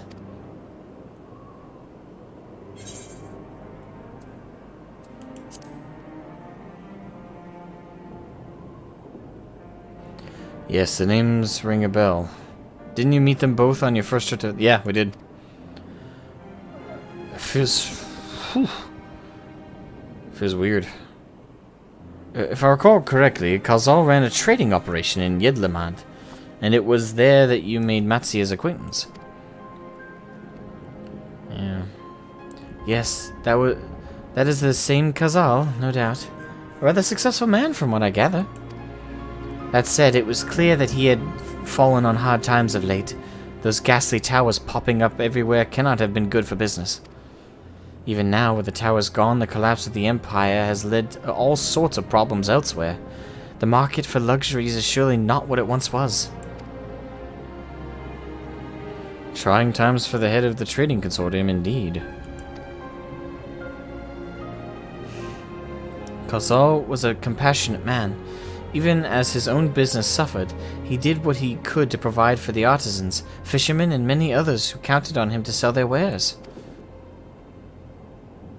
Indeed, that was the very topic of yesterday's meeting, as far as I could hear. Yet, as they discussed matters further, Kazal's tone grew grave and grim. It was then that... Forgive me. I would not have you recall the memory if it brings you pain. If I could, I would ask just one more thing. Did you notice anything unusual about Kazal in particular? Please, anything at all. Sorry, nothing springs to mind. Perhaps someone else can help you. Kazal lived for his work and had no family that I know of. His employees and associates knew him best, but they too were lost to us. Still, perhaps his neighbor knows something I do not. I can direct you to them, if you believe it would help. What do you say?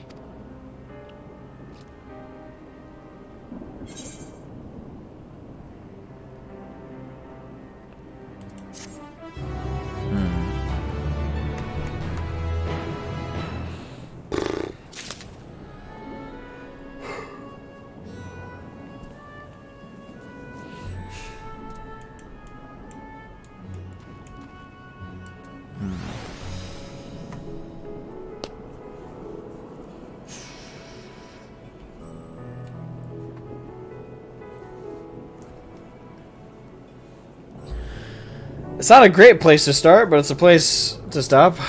All the same. Let me grab the next quest and then...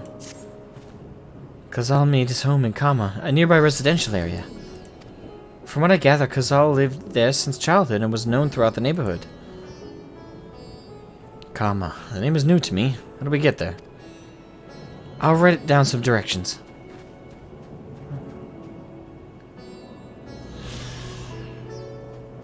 I cannot promise that you will find what you seek there, but if nothing else, it is a start.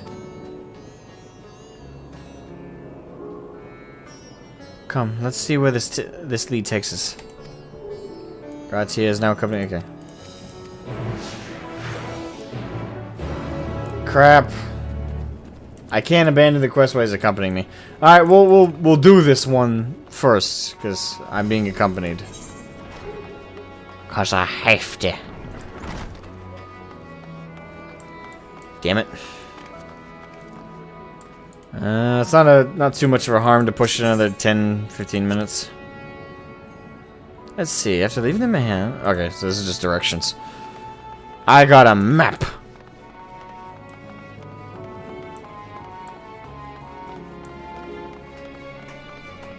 The current weather? Okay. Apocalypse. Oh, what a wonderful weather!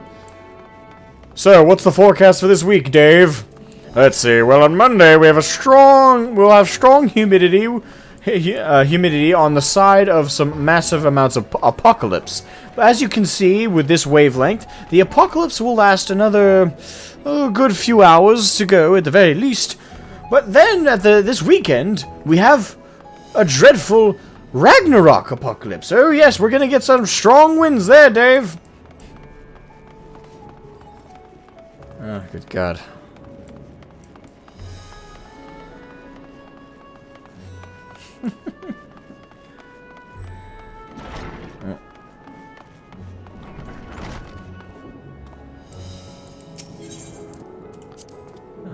Okay. Southeastern.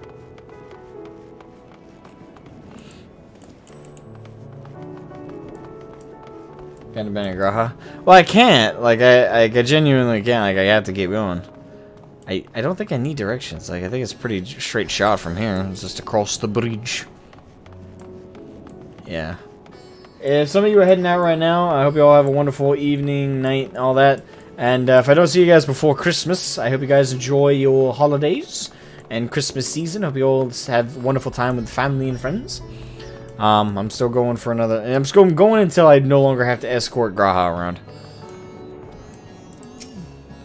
And this must be Kama. We've arrived at last. Let's begin questioning the residents without delay. No doubt someone here could tell us more about Kazal. Given recent events, I imagine many are taking shelter indoors.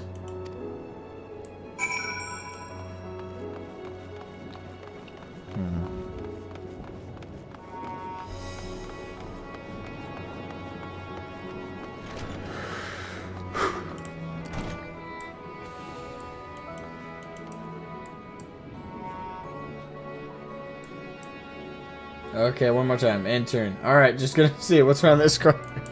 I mean, yeah, pretty much. Kazal, you say? Yeah. Oh, it's an old lady. Kazal, you say? Yes, I've known him since he was a boy. If there was ever a man who was born to be a merchant, it was him. Always early to depart and late to return. He'd spend his days procuring the finest wares and seeking out willing customers. You could say it came to him as easily as breathing. Sadly, business was flagging of late. No surprise, really. What with how dangerous travel has become, he was cooped up in his house from dawn till dusk the other day. No doubt racking his brain for a way to turn his fortunes around. Then at night, I heard the door open. I looked out to see Kazal sitting on a bench, his head hung low, a man with the weight of the world on his shoulders. I see the situation must have been quite dire indeed. Did you notice anything else out of the ordinary? Nothing to speak of, other than the troubles with his consortium. He was the same old Kazal, cordial and honest, like always. These questions you are asking? Something happened to him. He wasn't caught up in that terrible incident at the bazaar, was he? I don't travel much these days, but my daughters told me not to venture outside. Stuck in here as I am, I've heard little about these bizarre goings-on.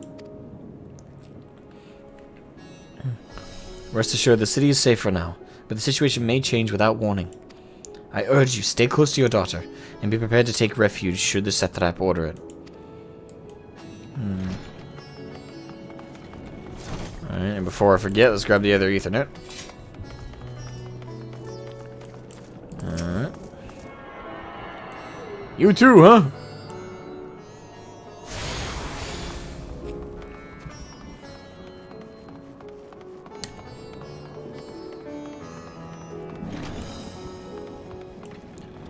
Okay. What do you got? Could you come back another time? I just woke up, and I'm not exactly in the mood for idle chit-chat. Well, that's one way to avoid the panic, I suppose. Pardon our intrusion. You may not have noticed, but a great danger has come to Thavne. I encourage you to stay alert and prepare to flee the city should the situation turn dire. But before we leave you in peace, pray allow us to ask a question or two. Did you know a local merchant named Kazal? If so, did you notice anything unusual about him recently? Kazal? I know him. In fact, we spoke just the other day. Like many others, his business was doing poorly. Still, it seemed as though he'd managed to turn things around, thanks to a generous order from Ruveda Fibers. Why, he was practically dancing in the streets. I haven't spoken with him since, but I assume it all went well. Jinabana might be able to tell you more, though, as I recall. He was the one who brokered the arrangement. Jinabana. Jinabaha. At Ruvida. Can't fucking talk. Ruvida Fibers? This sounds promising.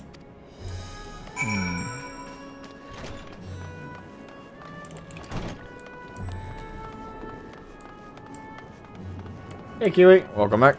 You can watch for 5 minutes. We ain't going much longer after that. I'm trying to...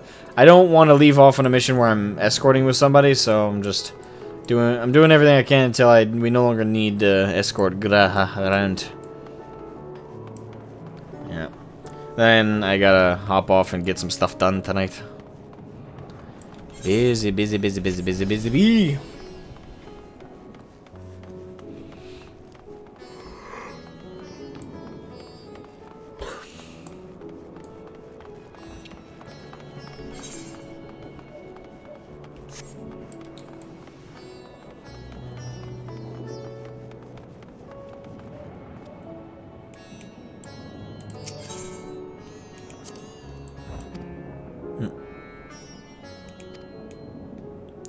In the final days of yore, the heavens burned and the stars fell. Creation magics run amok. That was my assumption when I saw Amarot. Perhaps the ancients believed the same, and the terror of a single powerful individual was the cause of their calamity.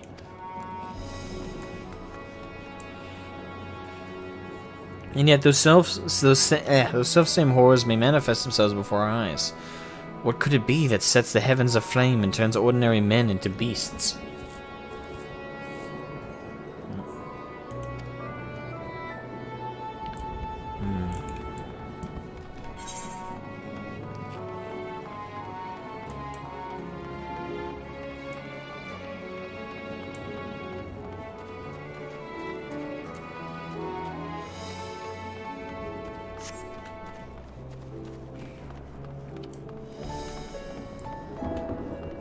Save him a daycare.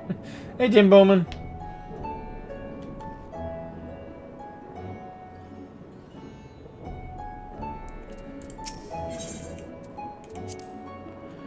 They're farming silkworms. This must be Ruveda Fibers, where we should find Jinabaha. Right?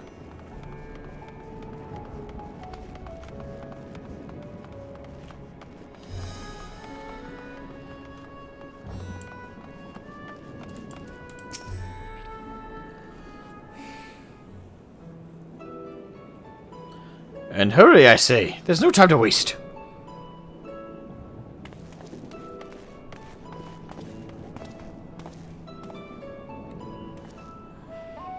Pardon me, but you are in charge of buying and selling here, yes?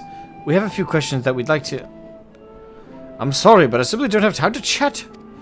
If you haven't noticed, we have our hands full at the moment. We must carry all our wares and equipment to safety before those accursed beasts return.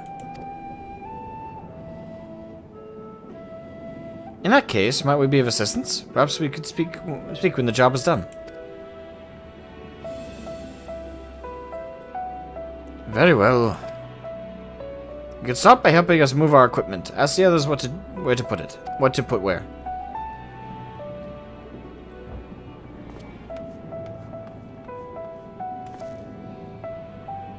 And you can carry our fabrics.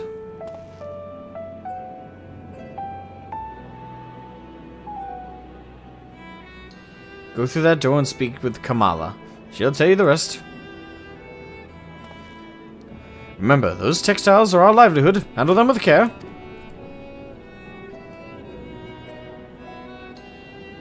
Errands. It is an MMO and an RPG. There are errands to be run. But I currently do not have my favorite cat boy following me. So, we're going to call it there, guys. Thank you all so much for watching and hanging for this one. Sorry I couldn't be longer, but holiday season, there's a million and one things that gotta be done. That kind of thing. Sorry, man. So yeah, I will catch you guys. I don't know if I'm gonna stream. My whole schedule this week is looking very unpredictable, so I don't know if I'm gonna be streaming at all before Christmas. So I will try. I will try and stream before Christmas. Who knows? I might get lucky and might be able to fit in a stream tomorrow, the day after, all the way up to Christmas Eve. But I don't know. My schedule is just really weird at the moment. But yes, if I don't see you guys before Christmas, I hope everyone has a Merry Christmas. Enjoys the holiday time. I hope you guys are spending it with friends and family. Are enjoying the time. And if you're not and you're just a pure introvert, at least I hope you're enjoying playing the video games that you're playing. And yeah, have a wonderful time, everybody. And I hope to see you all before Christmas, and I will see you no matter what after. So have a good one. I'll catch you guys later. Bye bye.